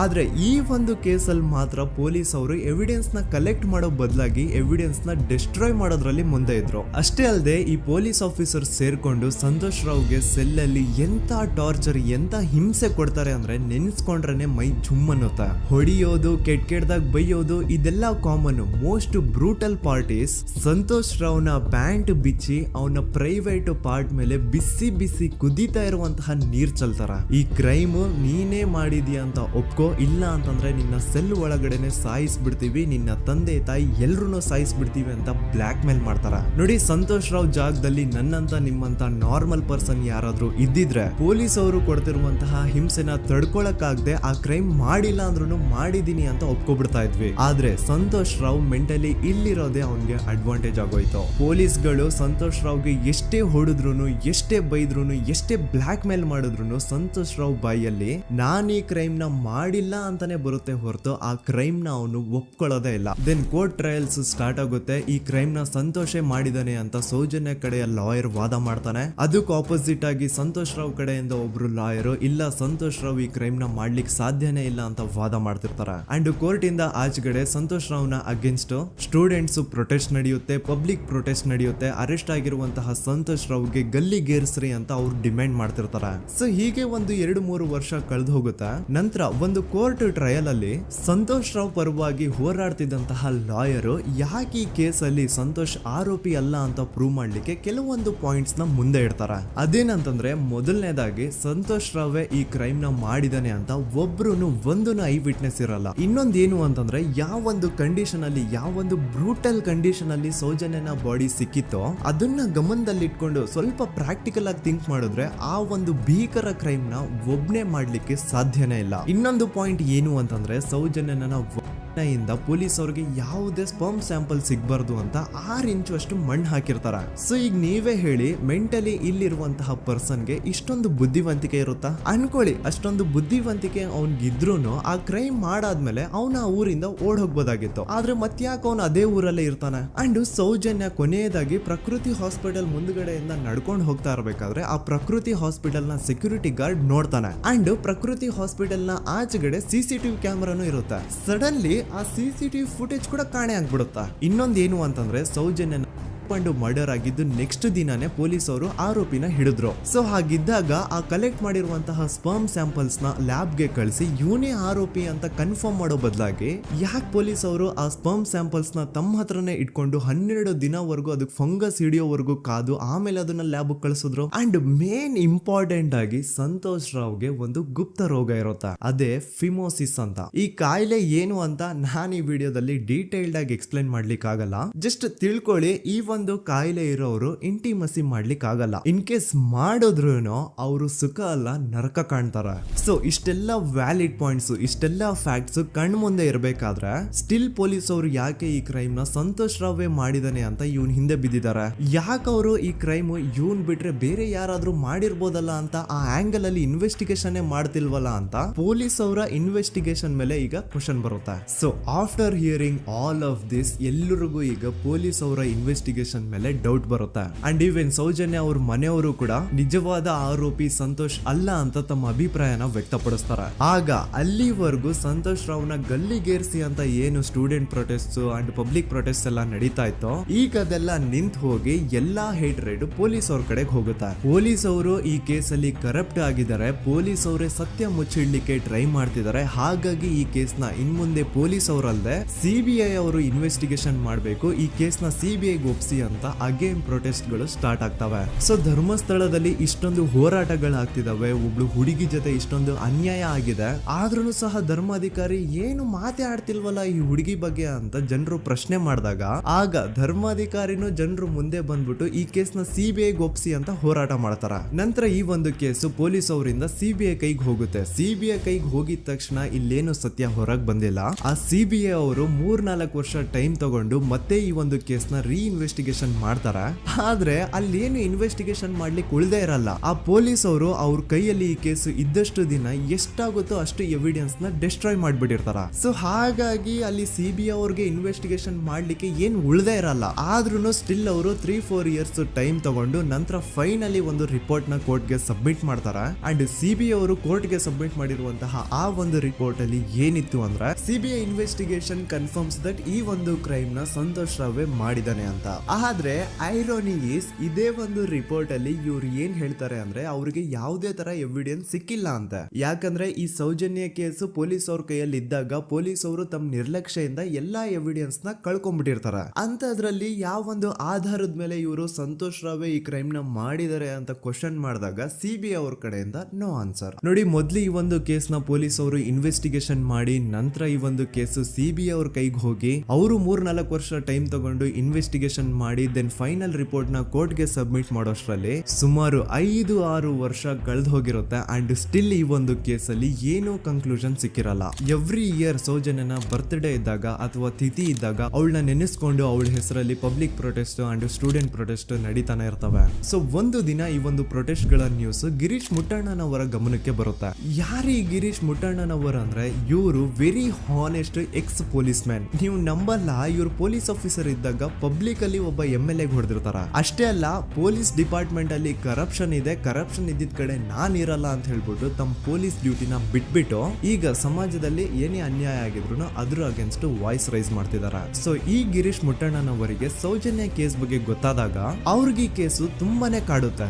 ಅಲ್ಲ, ಇಷ್ಟೊಂದು ವರ್ಷಗಳಾಗೋಯ್ತು ಆ ಹುಡುಗಿ ಜೊತೆ ಅನ್ಯಾಯ ಆಗಿ ಸ್ಟಿಲ್ ಈ ಒಂದು ಕೇಸ್ ನ ಕನ್ಕ್ಲೂಷನ್ ಸಿಕ್ತಿಲ್ವಲ್ಲ, ಏನ್ ನಡೀತಿದೆ ಧರ್ಮಸ್ಥಳದಲ್ಲಿ ಅರ್ಥ ಆಗ್ತಿಲ್ವಲ್ಲ ಅಂತ ಈ ಗಿರೀಶ್ ಅವರು ತಮ್ಮ ಹಳೆ ಪೊಲೀಸ್ ಕಾಂಟ್ಯಾಕ್ಟ್ಸ್ ನ ಯೂಸ್ ಮಾಡ್ಕೊಂಡು ಆ ಸೌಜನ್ಯ ಕೇಸ್ ಫೈಲ್ ನ ಒಂದು ಕಾಪಿನ ತಮ್ಮ ಹತ್ರ ತರಿಸ್ಕೋತಾರ. ಆ ಒಂದು ಕೇಸ್ ಫೈಲ್ ಅಲ್ಲಿ ಸೌಜನ್ಯ ಬಗ್ಗೆ ಅಷ್ಟೇ ಅಲ್ಲದೆ ಸಂತೋಷ್ ರಾವ್ ಬಗ್ಗೆನೂ ಇನ್ಫಾರ್ಮೇಶನ್ ಇರುತ್ತೆ. ಅಂಡ್ ಗಿರೀಶ್ ಅವರು ಸಂತೋಷ್ ಬಗ್ಗೆ ಇರುವಂತಹ ಇನ್ಫಾರ್ಮೇಶನ್ ನೋಡ್ತಾ ಇರ್ಬೇಕಾದ್ರೆ ಅವರು ಒಂದು ವಿಷಯನ ನೋಟಿಸ್ ಮಾಡ್ತಾರ. ಅದೇನಂತಂದ್ರೆ ಪೊಲೀಸ್ ಅವರು ಸಂತೋಷ್ ರಾವ್ನ ಬರೀ ಸೌಜನ್ಯ ಕೇಸಲ್ಲಿ ಒಂದೇ ಫಿಟ್ ಮಾಡಿರಲ್ಲ, ಸೌಜನ್ಯ ಸಾಯೋಕ್ಕಿಂತ 20 ದಿನ ಹಿಂದೆ ಧರ್ಮಸ್ಥಳದಲ್ಲೇ ನಡೆದಿರುವಂತಹ ಒಂದು ಕ್ರೈಮ್ ಅಲ್ಲಿನೂ ಸಹ ಸಂತೋಷ್ ರಾವ್ ಆರೋಪಿ ಅಂತ ಮೆನ್ಷನ್ ಮಾಡಿರ್ತಾರ. ಸೊ ಸೌಜನ್ಯ ಕೇಸ್ ಬಿಟ್ಟು ಆ ಇನ್ನೊಂದು ಕೇಸ್ ಯಾವುದು, ಅದಕ್ಕೂ ಸಂತೋಷ್ಗೂ ಏನ್ ಸಂಬಂಧ, ಅದ್ರಲ್ಲಿ ಯಾಕೆ ಸಂತೋಷ್ನ ಪೊಲೀಸ್ ಅವರು ಫಿಟ್ ಮಾಡಿದ್ರು ಅಂತ ಪ್ರತಿಯೊಂದು ಹೇಳ್ತೀನಿ. ಆದ್ರೆ ನಾನಿಲ್ಲಿ ಯಾರ್ದು ರಿಯಲ್ ನೇಮ್ಸ್ ನ ಬಳಸಲ್ಲ. ಯಾಕಂದ್ರೆ ಮುಂದೆ ಕೇಸಲ್ಲಿ ತುಂಬಾ ದೊಡ್ಡ ಪವರ್ಫುಲ್ ವ್ಯಕ್ತಿಗಳ ಹೆಸರುಗಳು ಬರ್ತವೆ. ಅಂಡ್ ನನ್ ವಿಡಿಯೋ ಯೂಟ್ಯೂಬ್ ಇಂದ ಡಿಲೀಟ್ ಆಗೋದು ನನ್ಗೆ ಇಷ್ಟ ಇಲ್ಲ. ಹಾಗಾಗಿ ನಾನಿಲ್ಲಿ ಯಾರ್ದು ರಿಯಲ್ ನೇಮ್ಸ್ ನ ಬಳಸ್ತಿಲ್ಲ. ಬಟ್ ಯಾರ ಬಗ್ಗೆ ಹೇಳ್ತಿದ್ದೀನಿ ಅಂತ ಒಂದ್ ಸ್ವಲ್ಪ ನೀವೇ ಅರ್ಥ ಮಾಡ್ಕೊಳ್ಳಿ. ನೋಡಿ, ಧರ್ಮಸ್ಥಳದಲ್ಲಿ ಮಾಫಿಯಾ ಕೈಂಡ್ ಆಫ್ ನಡೆಸ್ತಿರುವಂತಹ ಒಂದು ವೆರಿ ಪವರ್ಫುಲ್ ಗೌಡ್ರು ಕುಟುಂಬ ಇದೆ. ಇವ್ರ ಹತ್ರ ಬೇಜನ್ ಆಸ್ತಿ, ಬೇಜನ್ ದುಡ್ಡು, ಬೇಜನ್ ಪವರ್, ಬೇಜನ್ ಇನ್ಫ್ಲೂಯೆನ್ಸ್ ಎಲ್ಲಾನು ಇದೆ. ಆ ಊರಲ್ಲಿ ಈ ಗೌಡ್ರು ಕುಟುಂಬದ್ದು ಎಷ್ಟೊಂದು ಕಂಟ್ರೋಲ್ ಇದೆ ಅಂತಂದ್ರೆ ಅವ್ರನ್ನ ಎದುರು ಹಾಕೊಳ್ಳೋರೆ ಯಾರು ಇಲ್ಲ. ಅಂಡ್ ಈ ಒಂದು ಗೌಡ್ರು ಕುಟುಂಬ ಒಂದು ಪ್ರೈವೇಟ್ ಟ್ರಸ್ಟ್ ಹೆಸರಲ್ಲಿ ಒಂದು ವೆರಿ ಪಾಪ್ಯುಲರ್ ದೇವಸ್ಥಾನನ ಸುಮಾರು ವರ್ಷಗಳಿಂದ ತಲೆ ಮಾರುಗಳಿಂದನೂ ನಡ್ಸ್ಕೊಂಡ್ ಬಂದಿರ್ತಾರ. ಅದೇ ಒಂದು ದೇವಸ್ಥಾನದಲ್ಲಿ 60 ವರ್ಷ ವಯಸ್ಸಾಗಿರುವಂತಹ ನಾರಾಯಣ ಅನ್ನೋ ಒಬ್ಬ ವ್ಯಕ್ತಿ ಮಾವುತನಾಗಿ ಕೆಲಸ ಮಾಡ್ತಿರ್ತಾನೆ. ನಾರಾಯಣ ಅವ್ರ ತಂದೆನೂ ಅದೇ ದೇವಸ್ಥಾನದಲ್ಲಿ ಮಾವುತಾಗಿ ಕೆಲಸ ಮಾಡ್ತಾ ಇದ್ರು, ಅವ್ರ ತಂದೆನೂ ಅದೇ ದೇವಸ್ಥಾನದಲ್ಲಿ ಮಾವುತಾಗಿ ಕೆಲಸ ಮಾಡ್ತಾ ಇದ್ರು. ಸೊ ಹೀಗೆ ತಲೆ ಮಾರುಗಳಿಂದ ಮಾವುತಾಗಿನೇ ನಾರಾಯಣನ ಕುಟುಂಬ ಆ ಒಂದು ದೇವಸ್ಥಾನದಲ್ಲಿ ಕೆಲಸ ಮಾಡ್ತಾ ಇರುತ್ತೆ. ಸೊ ಒಮ್ಮೆ ತುಂಬಾ ವರ್ಷಗಳ ಹಿಂದೆ ನಾರಾಯಣ ಅವ್ರ ತಂದೆ ಆ ದೇವಸ್ಥಾನದಲ್ಲಿ ಮಾವುತಾಗಿ ಕೆಲಸ ಮಾಡ್ತಾ ಇರ್ಬೇಕಾದ್ರೆ ಆಗಿನ ದೇವಸ್ಥಾನದ ಧರ್ಮಾಧಿಕಾರಿ ಆ ಮಾವುತನ ಕೆಲಸದ ಮೇಲೆ ಇರುವಂತಹ ನಿಷ್ಠೆ, ಅವನ ನಿಯತ್ತು ಅಂಡ್ ತಲೆಮಾರುಗಳಿಂದ ಅವರು ದೇವಸ್ಥಾನಕ್ಕೆ ಸಲ್ಲಿಸ್ತಿರುವಂತಹ ಸೇವೆನ ಮೆಚ್ಚಿ ಆ ಧರ್ಮಾಧಿಕಾರಿ ಆ ನಾರಾಯಣ ಅವ್ರ ತಂದೆ ಆ ಮಾವುತನಿಗೆ ಒಂದು ಜಮೀನ್ ಕೊಡ್ತಾರೆ ಆಸ್ ಎ ಗಿಫ್ಟ್ ಆಗಿ. ಸೊ ಈಗ ಫ್ಲಾಶ್ ಬ್ಯಾಕ್ ಇಂದ ಒಂದ್ ಸ್ವಲ್ಪ ಮುಂದೆ ಬರುವ 2010-11ರಲ್ಲಿ ಯಾವೊಂದು ಜಮೀನ ಆಗಿನ ಧರ್ಮಾಧಿಕಾರಿ ನಾರಾಯಣ ಅವ್ರ ತಂದೆಗೆ ಆಸ್ ಎ ಗಿಫ್ಟ್ ಆಗಿ ಕೊಟ್ಟಿದ್ರು, ಈಗ ನಾರಾಯಣ ಅವ್ರ ತಂದೆ ಸತ್ ಹೋಗಿ ಆ ಒಂದು ಜಮೀನು ನಾರಾಯಣ ಹೆಸರಿಗೆ ಆಗಿರುತ್ತೆ. ಅಂಡ್ ಆಗಷ್ಟೇ ಗೊತ್ತಾಗುತ್ತೆ ಆ ಜಮೀನ ವೆರಿ ಆಪೋಸಿಟ್ ಒಂದು ದೊಡ್ಡ ಹೈವೇ ಬರ್ತಿದೆ ಅಂಡ್ ಅದರಿಂದ ಜಮೀನ ರೇಟು 10 ಪಟ್ಟು ಜಾಸ್ತಿ ಆಗುತ್ತೆ ಅಂತ. ಸೊ ಈ ವಿಷಯ ಗೊತ್ತಾಗಿ ನೋಡಿ, ದಾನ ಮಾಡದಂತಹ ಧರ್ಮಾಧಿಕಾರಿ ಅಂತೂ ಸತ್ ಹೋದ್ರು, ಆದ್ರೆ ಅವ್ರ ಮುಂದಿನ ಪೀಳಿಗೆ ಅವ್ರಿಗೆ ಈ ಜಮೀನ್ ಮೇಲೆ ಕಣ್ಬಿದ್ದು ನಾರಾಯಣ ಅವ್ರ ಹತ್ರ ಆ ಜಾಗನ ವಾಪಸ್ ಕೇಳ್ತಾರ. ಆದ್ರೆ ನಾರಾಯಣ ಕೊಡಲ್ಲ. ಇಲ್ಲ, ನಾನ್ ಯಾಕೆ ಕೊಡ್ಲಿ, ನಮ್ ತಂದೆಯಿಂದ ಸಿಕ್ಕಿರುವಂತಹ ಜಮೀನ್ ಇದು, ನಮ್ ತಂದೆಯ ಕೊನೆ ಗುರುತು ಇದು ನನ್ನ ಹತ್ರ ಇರೋದು, ಸೊ ಇದನ್ನ ನಾನು ಯಾವುದೇ ಕಾರಣಕ್ಕೂ ಬಿಟ್ಕೊಡಲ್ಲ ಅಂತ ಆ ಗೌಡ್ರು ಕುಟುಂಬನ ನಾರಾಯಣ ಎದುರು ಹಾಕೋತಾರ. ಆಗ ಗೌಡ್ರು ಕುಟುಂಬದವ್ರಿಗೆ ಕೋಪ ಬಂದು ಅವ್ರೇನ್ ಮಾಡ್ತಾರೆ ಅಂದ್ರೆ ನಾರಾಯಣ ಮನೆಗೆ ನೀರಿನ ಸಪ್ಲೈ ಇರುತ್ತಲ್ವಾ ಅದನ್ನ ಬಂದ್ ಮಾಡ್ತಾರ, ಎಲೆಕ್ಟ್ರಿಸಿಟಿ ಸಪ್ಲೈನು ಕಟ್ ಆಫ್ ಮಾಡ್ತಾರ, ಊರಲ್ಲಿರುವಂತಹ ಎಲ್ಲಾ ಚರಂಡಿಗಳನ್ನ ಕ್ಲೀನ್ ಮಾಡಿ ಆ ಕಸ ಏನಿರುತ್ತೋ ಅದನ್ನ ತಂದು ನಾರಾಯಣ ಮನೆ ಮುಂದೆ ಹಾಕ್ತಾರ. ಇಷ್ಟೇ ಅಲ್ಲ, ನಾರಾಯಣ ಅವ್ರ ಹೆಂಡತಿ ಮಕ್ಕಳು ಎಲ್ಲಾದ್ರೂ ಆಚೆ ಹೋಗ್ತಾ ಬರ್ತಾ ಇದ್ರೆ ಅವ್ರನ್ನ ಕೆಟ್ಟದಾಗ ಬೈಯೋದು, ಹೊಡ್ಕೊಳ್ಳೋದು, ಬಡ್ಕೊಳ್ಳೋದೆಲ್ಲ ಮಾಡ್ತಿರ್ತಾರ. ಇಷ್ಟೆಲ್ಲ ಆಗ್ತಾ ಇದ್ರು ಸ್ಟಿಲ್ ನಾರಾಯಣ ಮಾತ್ರ ಆ ಜಾಗನ ಬಿಟ್ಕೊಡಲ್ಲ. ಆ ಜಾಗದಗೋಸ್ಕರ ನೀನ್ ಬೇಕಿದ್ರೆ ಇದನ್ನೆಲ್ಲ ಸಹಿಸ್ಕೊಂಡಿರಪ್ಪ, ನಮ್ ಕೈಲಂತೂ ಆಗಲ್ಲ ಅಂತ ನಾರಾಯಣನ ಹೆಂಡತಿ ಮಕ್ಕಳು ಅವನ್ನ ಬಿಟ್ಟು ಬೇರೆ ಊರಿಗೆ ಹೋಗ್ಬಿಡ್ತಾರ. ಈಗ ಮನೆಯಲ್ಲಿ ನಾರಾಯಣ ಅಂಡ್ 45 ವರ್ಷ ವಯಸ್ಸಿರುವಂತಹ ನಾರಾಯಣ ಅವ್ರ ತಂಗಿ ಯಮುನಾ ಅವ್ರು ಮಾತ್ರ ಇಬ್ರೇ ಇರ್ತಾ ಇದ್ರು. ಸೊ ಒಂದೊಳ್ಳೆ ಅವಕಾಶ ನೋಡ್ಕೊಂಡು 21 ಸೆಪ್ಟೆಂಬರ್ 2012 ಮನೆಯಲ್ಲಿ ನಾರಾಯಣ ಹಾಗೂ ಯಮುನಾ ಇರ್ಬೇಕಾದ್ರೆ ಯಾರೋ ಮನೆ ಒಳಗಡೆ ನುಗ್ಗಿ ನಾರಾಯಣನ್ಗೆ ಹೊಡೆದು ಯಮುನಾಗೂ ಸಹ ಹೊಡೆದು ನಂತರ ಅವಳು ಮಾಡಿ ದೆನ್ ನಾರಾಯಣ ಹಾಗೂ ಯಮುನನ ತಲೆನ ಒಂದು ರುಬ್ಬೋ ಗುಂಡಿಂದ ಚಚ್ಚಿ ಸಾಯಿಸ್ಬಿಡ್ತಾರ. ಈ ಕೊಲೆ ಆಗಿದ್ದು ಕಳ್ಳತನಗೋಸ್ಕರ ಅಂತ ಪೊಲೀಸ್ ಅವರು ತಮ್ಮ ರಿಪೋರ್ಟ್ ಅಲ್ಲಿ ಬರೀತಾರ. ಆದ್ರೆ ಪಾಯಿಂಟ್ ಏನ್ ಗೊತ್ತಾ, ಆ ಮನೇಲಿ ಒಂದ್ ಸ್ವಲ್ಪನೂ ಹಣ ಆಗ್ಲಿ ಅಥವಾ ಬಂಗಾರ ಆಗ್ಲಿ ಕಳ್ಳತನ ಆಗಿರಲ್ಲ. ಕಳ್ಳತನ ಆಗಿರೋದು ಕೇವಲ ಆ ಮೇನ್ ರೋಡ್ ಅಲ್ಲಿ ಇದ್ದಂತಹ ಪ್ರಾಪರ್ಟಿ ಪೇಪರ್ಸ್. ಎಂತ ಕೋಇನ್ಸಿಡೆನ್ಸ್ ನೋಡಿ, ಯಾವ ಒಂದು ಜಮೀನಿನ ಪತ್ರ ನಾರಾಯಣ ಮನೆಯಿಂದ ಕಳ್ಳತನ ಆಗಿದ್ವೋ ಅದೇ ಒಂದು ಜಮೀನಲ್ಲಿ 10 ವರ್ಷ ಆದ ನಂತರ ಒಂದು ದೊಡ್ಡ ಹೋಟೆಲ್ ಸ್ಥಾಪನೆ ಆಗುತ್ತೆ ಅಂಡ್ ಆ ಹೋಟೆಲ್ ನ ಇನಾಗ್ರೇಷನ್ ಗೆ ಚಿಕ್ಕ ಗೌಡ್ರು ಬರ್ತಾರ. ಸೊ ಈಗೇನು ನಾರಾಯಣ ಹಾಗೂ ಯಮುನನ ಕೊಲೆ ಆಗಿದ್ಯೋ ಇದಾಗಿದ್ದು 20 ದಿನ ಆದ್ಮೇಲೆ ಸೌಜನ್ಯ ಜೊತೆ ಅಂತ ನಿರ್ದಯ ಘಟನೆ ಆಗಿದ್ದು. ಸೊ ಪೊಲೀಸ್ ಅವರು ಸೌಜನ್ಯ ಕೇಸಲ್ಲಿ ಸಂತೋಷ್ ರಾವ್ನ ಫಿಟ್ ಮಾಡೋದಲ್ದೆ ಈ ಒಂದು ನಾರಾಯಣ ಹಾಗೂ ಯಮುನಾ ಕೇಸಲ್ಲೂ ಸಹ ಸಂತೋಷ್ ರಾವ್ನೆ ಫಿಟ್ ಮಾಡಿರ್ತಾರ. ಇಲ್ಲಿ ಡೇಟ್ಸ್ ನ ಸ್ವಲ್ಪ ನೆನ್ಪಿಟ್ಕೊಳ್ಳಿ. ನಾರಾಯಣ ಹಾಗೂ ಯಮುನನ ಕೊಲೆ ಆಗಿದ್ದು 21 ಸೆಪ್ಟೆಂಬರ್ 2012 ಅಂಡ್ ಸಂತೋಷ್ ರಾವ್ ಧರ್ಮಸ್ಥಳಕ್ಕೆ ಬಂದಿದ್ದು 9 ಅಕ್ಟೋಬರ್ 2012, 20 ದಿನ ಆದ್ಮೇಲೆ. ಸೊ ನಾರಾಯಣ ಹಾಗೂ ಯಮುನನ ಕೊಲೆ ಆದಾಗ ಊರಲ್ಲೇ ಇಲ್ದೆ ಎಲ್ಲೋ ಶೃಂಗೇರಿಯಲ್ಲಿ ಯಾವುದೋ ಒಂದು ಹೋಟೆಲ್ ಅಲ್ಲಿ ಕೆಲಸ ಮಾಡ್ತಿದ್ದಂತಹ ಸಂತೋಷ್ ರಾವ್ ಹೇಗೆ ಈ ಒಂದು ಕೇಸಲ್ಲಿ ಆರೋಪಿ ಆಗ್ತಾನೆ? ಸೊ ಇದೇ ಒಂದು ಪಾಯಿಂಟ್ ನ ನೋಟಿಸ್ ಮಾಡಿ ಗಿರೀಶ್ ಮುಟ್ಟಣ್ಣನವರು ಧರ್ಮಸ್ಥಳಕ್ಕೆ ಬಂದು ಸಂತೋಷ್ ನ ಲಾಯರ್ ಜೊತೆ ಡಿಸ್ಕಸ್ ಮಾಡ್ತಾರ. ದೆನ್ ಫೈನಲಿ ಏನೋ ತಪ್ಪು ಮಾಡದೆ ಸುಳ್ಳು ಆರೋಪಗಳಿಂದ ಕರಪ್ಟ್ ಪೊಲೀಸ್ ಆಫೀಸರ್ಸ್ ನ ಮಿಸ್ಲೀಡಿಂಗ್ ಇನ್ವೆಸ್ಟಿಗೇಷನ್ ಇಂದ ಸಂತೋಷ್ ರಾವ್ ತನ್ನ ಜೀವನದ 8-10 ವರ್ಷನ ಜೈಲಲ್ಲಿ ಕಳೆದು ಫೈನಲಿ ರಿಲೀಸ್ ಆಗ್ತಾನೆ. ಒಂಥರ ಈ ಕೇಸಿಂದ ಸಂತೋಷ್ ರಾವ್ನ ಇಡೀ ಲೈಫ್ ಸ್ಪಾಯ್ಲ್ ಆಗೋಯ್ತು. ಈಗ ಸಂತೋಷ್ ರಾವ್ ರಿಯಲ್ ಆರೋಪಿ ಅಲ್ಲ ಅಂತ ಕೋರ್ಟ್ ಅಲ್ಲಿ ಪ್ರೂವ್ ಆಯ್ತು. ಹಾಗಿದ್ರೆ ರಿಯಲ್ ಆರೋಪಿ ಯಾರು? ಪೊಲೀಸ್ ಅವರು ಯಾಕೆ ಕೇಸಲ್ಲಿ ಇಷ್ಟೊಂದು ಅನ್ಫೇರ್ ಇನ್ವೆಸ್ಟಿಗೇಷನ್ ಮಾಡಿದ್ರು? ಯಾರ ರಿಯಲ್ ಹೆಸರನ್ನ ಮುಚ್ಚಿಡ್ಲಿಕ್ಕೆ ಪೊಲೀಸ್ ಆಫೀಸರ್ಸ್ ಈ ಒಂದು ಕೇಸಲ್ಲಿ ಸಂತೋಷ್ ರಾವ್ನ ಸಿಗ್ಹಾಕ್ಸಿದ್ರು? ಇದೆಲ್ಲ ಥಿಂಕ್ ಮಾಡ್ತಾ ಹೋದ್ರೆ ನೋಡಿ, ಆ ಊರಲ್ಲಿ ಆ ಪೊಲೀಸ್ ಆಫೀಸರ್ಸ್ಗೆ ಲಂಚ ಕೊಡೋಷ್ಟು, ಒಂದು ಪೊಲೀಸ್ ಇನ್ವೆಸ್ಟಿಗೇಷನ್ ನ ಸ್ಟಾಪ್ ಮಾಡೋಷ್ಟು ಅಥವಾ ಆ ಇನ್ವೆಸ್ಟಿಗೇಷನ್ ನ ಮಿಸ್ಲೀಡ್ ಮಾಡೋಷ್ಟು ಇನ್ಫ್ಲುಯೆನ್ಸ್ ಆಗ್ಲಿ, ಪವರ್ ಆಗ್ಲಿ ಅಥವಾ ಮನಿ ಆಗ್ಲಿ ಊರಿನ ಗೌಡ್ರು ಹತ್ರ ಮಾತ್ರ ಇದ್ದಿದ್ದು. ಸೊ ಈಗ ಸಂಶಯದ ಮುಳ್ಳು ಗೌಡ್ರು ಕಡೆ ತಿರುಗುತ್ತಾ ನೋಡಿ. ಪೊಲೀಸ್ ಅವರು ಸುಮ್ನೆ ಸಂತೋಷ್ ರಾವ್ನ ನಾರಾಯಣ ಹಾಗೂ ಯಮುನಾ ಕೇಸಲ್ಲಿ ಫಿಟ್ ಮಾಡಿದ್ರು. ಈಗ ಆ ಒಂದು ಕೊಲೆ ಪ್ರಕರಣಕ್ಕೂ ಸಂತೋಷ್ ರಾವ್ಗೂ ಏನು ಸಂಬಂಧನೇ ಇರ್ಲಿಲ್ಲ. ಹಂಗೆ ಥಿಂಕ್ ಮಾಡಿ, ನಾರಾಯಣ ಸತ್ರೆ ಅಥವಾ ಅವನ ತಂಗಿ ಯಮುನಾ ಸತ್ರೆ ಯಾರಿಗ ಅಡ್ವಾಂಟೇಜ್ ಆಗುತ್ತೆ? ಊರಿನ ಗೌಡ್ರಿಗೆ, ಯಾಕಂದ್ರೆ ಅವ್ರಿಗೆ ಜಮೀನ್ ಸಿಗುತ್ತಾ. ಸೊ ಈಗ ನಾರಾಯಣ ಹಾಗೂ ಯಮುನಾ ಕೇಸಲ್ಲಿ ಸಂತೋಷ್ ರಾವ್ ಆರೋಪಿ ಅಲ್ಲ ಅಂತ ಪ್ರೂವ್ ಆದ್ಮೇಲೆ ಹಾಗಿದ್ರೆ ಆ ಕೊಲೆ ಮಾಡಿದವ್ರು ಯಾರು ಅಂತ ಹಾಗೆ ಥಿಂಕ್ ಮಾಡಿದ್ರೆ ಗಿರೀಶ್ ಮುಟ್ಟಣ್ಣನವರಿಗೆ ಆ ಊರಿನ ಗೌಡ್ರ ಮೇಲೆ ಡೌಟ್ ಬರುತ್ತಾ. ಅದೇ ಒಂದು ಡೌಟ್ ಅಲ್ಲಿ ಗಿರೀಶ್ ಮುಟ್ಟಣ್ಣನವರು ಮಹೇಶ್ ತಿಮ್ರೊಡ್ಡಿ ಅಂತ ಇನ್ನೊಬ್ರ ಜೊತೆ ಸೇರ್ಕೊಂಡು ಈ ಹಿಂದೆ ಆ ಒಂದು ಊರಲ್ಲಿ ಆ ಧರ್ಮಸ್ಥಳದಲ್ಲಿ ಈ ಊರಿನ ಗೌಡ್ರು ಯಾವ್ದ್ಯಾವ್ದೆಲ್ಲ ಕ್ರೈಮ್ಗಳು ಮಾಡಿದಾರೆ ಅಂತ ಊರಿನ ಜನರಿಂದ ತಿಳ್ಕೊತಾರ. ನಂತರ ಆ ಊರಿನ ಜನ ಯಾವ್ದ್ಯಾವ್ದೆಲ್ಲ ಮ್ಯಾಟರ್ಸ್ ಹೇಳಿದ್ರು ಆ ಕೇಸ್ ಫೈಲ್ಸ್ ನೆಲ್ಲ ತಿರುಗಿಸಿ ಮುರುಗಿಸಿ ನೋಡಿದಾಗ ನೀವು ನಂಬಲ್ಲ, ಸೌಜನ್ಯ ಕೇಸ್ ಏನೇನು ಅಲ್ಲ, ಅದಕ್ಕಿಂತ ಭೀಕರ ಕೊಲೆಗಳು ಧರ್ಮಸ್ಥಳದಲ್ಲಿ ಆಗಿವೆ ಅಂಡ್ ಎಲ್ಲಾ ಕೊಲೆಗಳ ಹಿಂದೆ ಗೌಡ್ರು ಕುಟುಂಬದ್ದೇ ಕೈ ಇದೆ ಅಂತ ಎದ್ದು ಕಾಣಿಸುತ್ತೆ. 1977 ವೇದಾವಲ್ಲಿ ಕೇಸ್. ಅಂಡ್ ಈ ಒಂದು ಪ್ರೈವೇಟ್ ಸ್ಕೂಲು ಬೇರೆ ಯಾರ್ದು ಅಲ್ಲ, ಆ ಗೌಡ್ರು ಕುಟುಂಬದ. ಈ ಸ್ಕೂಲ್ ಅಲ್ಲಿ 1977 ಅಲ್ಲಿ ವೇದಾವಲ್ಲಿ ಅಂತ ಒಬ್ರು ಟೀಚರ್ ವರ್ಕ್ ಮಾಡ್ತಿರ್ತಾರ. ವೇದಾವಲ್ಲಿ ಆ ಟೀಚರ್ ಜಾಬ್ಗೆ ತುಂಬಾನೇ ಓವರ್ ಕ್ವಾಲಿಫೈಡ್. ಅವರ ಕ್ವಾಲಿಫಿಕೇಶನ್ಸ್ ನ ಗಮನದಲ್ಲಿ ಇಟ್ಕೊಂಡ್ರೆ ಅವ್ರಿಗೆ HM ಅಥವಾ ಪ್ರಿನ್ಸಿಪಲ್ ನ ಪೋಸ್ಟ್ ಸಿಗ್ಬೇಕು. ಆದ್ರೂ ಸಹ ವೇದಾವಲ್ಲಿ ಆಸ್ ಎ ಟೀಚರ್ ಆಗಿನೇ ಕೆಲಸ ಮಾಡ್ಕೊಂಡು ಹೋಗ್ತಿರ್ತಾರ.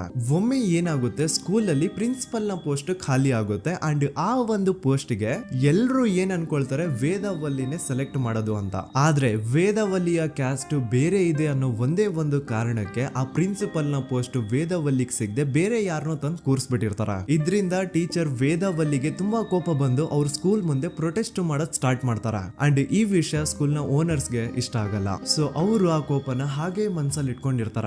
ಒಮ್ಮೆ ಏನಾಗುತ್ತೆ, ಸ್ಕೂಲ್ ರಜೆ ಇರುತ್ತೆ, ವೇದವಲ್ಲಿ ಮನೇಲಿ ಇರ್ತಾರ. ಅಂಡ್ ಅವ್ರ ಹಸ್ಬೆಂಡ್ ಡಾಕ್ಟರ್ ಅರಳೆ ಅವ್ರಿಗೆ ಯಾವ್ದೋ ಬೇರೆ ಊರಲ್ಲಿ ಒಂದು ಕಾಲೇಜ್ ಅಲ್ಲಿ ಸೆಮಿನಾರ್ ಏನೋ ಇರುತ್ತೆ. ಸೊ ಅವರು ಅಲ್ಲಿಗೆ ಹೋಗಿರ್ತಾರೆ. ಈಗ ಮನೇಲಿ ಇರೋದು ವೇದವಲ್ಲಿ ಒಂದೇ. ಇದೇ ಒಂದು ಅವಕಾಶನ ನೋಡ್ಕೊಂಡು ಯಾರೋ ವೇದವಲ್ಲಿ ಅವ್ರ ಮನೆಗ್ ನುಗ್ಗಿ ವೇದವಲ್ಲಿಗೆ ಹೊಡೆದು ನಂತರ ಅವ್ರನ್ನ ಜೀವಂತವಾಗಿ ಸುಟ್ಬಿಡ್ತಾರ. ಸ್ವಲ್ಪ ಹೊತ್ತು ನಂತರ ರಾತ್ರಿ ಆಗ್ತಿದ್ದಂಗೆ ಡಾಕ್ಟರ್ ಅರಳೆ ಅವರು ಮನೆಗೆ ವಾಪಸ್ ಬರ್ತಾರೆ. ಅಂಡ್ ಮನೆ ಒಳಗಡೆ ಬಂದ್ ನೋಡಿದ್ರೆ ವೇದವಲ್ಲಿ ಅವರು ಸತ್ ಹೋಗಿ ಅವರ ಬಾಡಿ ಸುಟ್ ಹೋಗಿ ನೆಲದ ಮೇಲೆ ಬಿದ್ದಿದೆ. ಹೆಂಡತಿನ ಕಳ್ಕೊಂಡಿರುವಂತಹ ದುಃಖನ ಸೈಡ್ಗೆ ಇಟ್ಟು ಡಾಕ್ಟರ್ ಅರಳೆ ಅವರು ಮೊದ್ಲು ಪೊಲೀಸ್ ಸ್ಟೇಷನ್ ಹೋಗ್ಬಿಟ್ಟು ನಮ್ ಮನೆಗೆ ನಾನು ಇಲ್ದೇ ಇರುವಂತಹ ಸಮಯನ ನೋಡ್ಕೊಂಡು ಯಾರೋ ಮನೆ ಒಳಗಡೆ ನುಗ್ಗಿ ನನ್ನ ಹೆಂಡತಿನ ಹೊಡೆದು ನಂತರ ಅವಳನ್ನ ತುಂಬಾ ಭೀಕರವಾಗಿ ಸಾಯಿಸಿದರೆ ಅಂತ ಪೊಲೀಸ್ ಅವ್ರಿಗೆ ರಿಪೋರ್ಟ್ ಕೊಡಕ್ ಹೋದ್ರೆ ಅಲ್ಲಿ ಪೊಲೀಸ್ ಅವರು ಉಲ್ಟಾ ಡಾಕ್ಟರ್ ಅರಳೆ ಮೇಲೆನೆ FIR ಬರ್ದು ನೀನೇ ನಿನ್ ಹೆಂಡತಿನ ಸಾಯಿಸಿದ್ಯಾ, ನಾಟಕ ಮಾಡಬೇಡ ಅಂತ ಅವ್ರನ್ನೇ ಅರೆಸ್ಟ್ ಮಾಡ್ಬಿಡ್ತಾರ. ನಂತರ 2-3 ವರ್ಷ ಜೈಲಲ್ಲೇ ಇದ್ದು ಡಾಕ್ಟರ್ ಅರಳೆ ಅವರು ತಮ್ಮ ಫ್ರೆಂಡ್ಸ್ ಅಂಡ್ ಫ್ಯಾಮಿಲಿ ಮೂಲಕ ಎವಿಡೆನ್ಸ್ ನೆಲ್ಲ ಕಲೆಕ್ಟ್ ಮಾಡಿಸಿ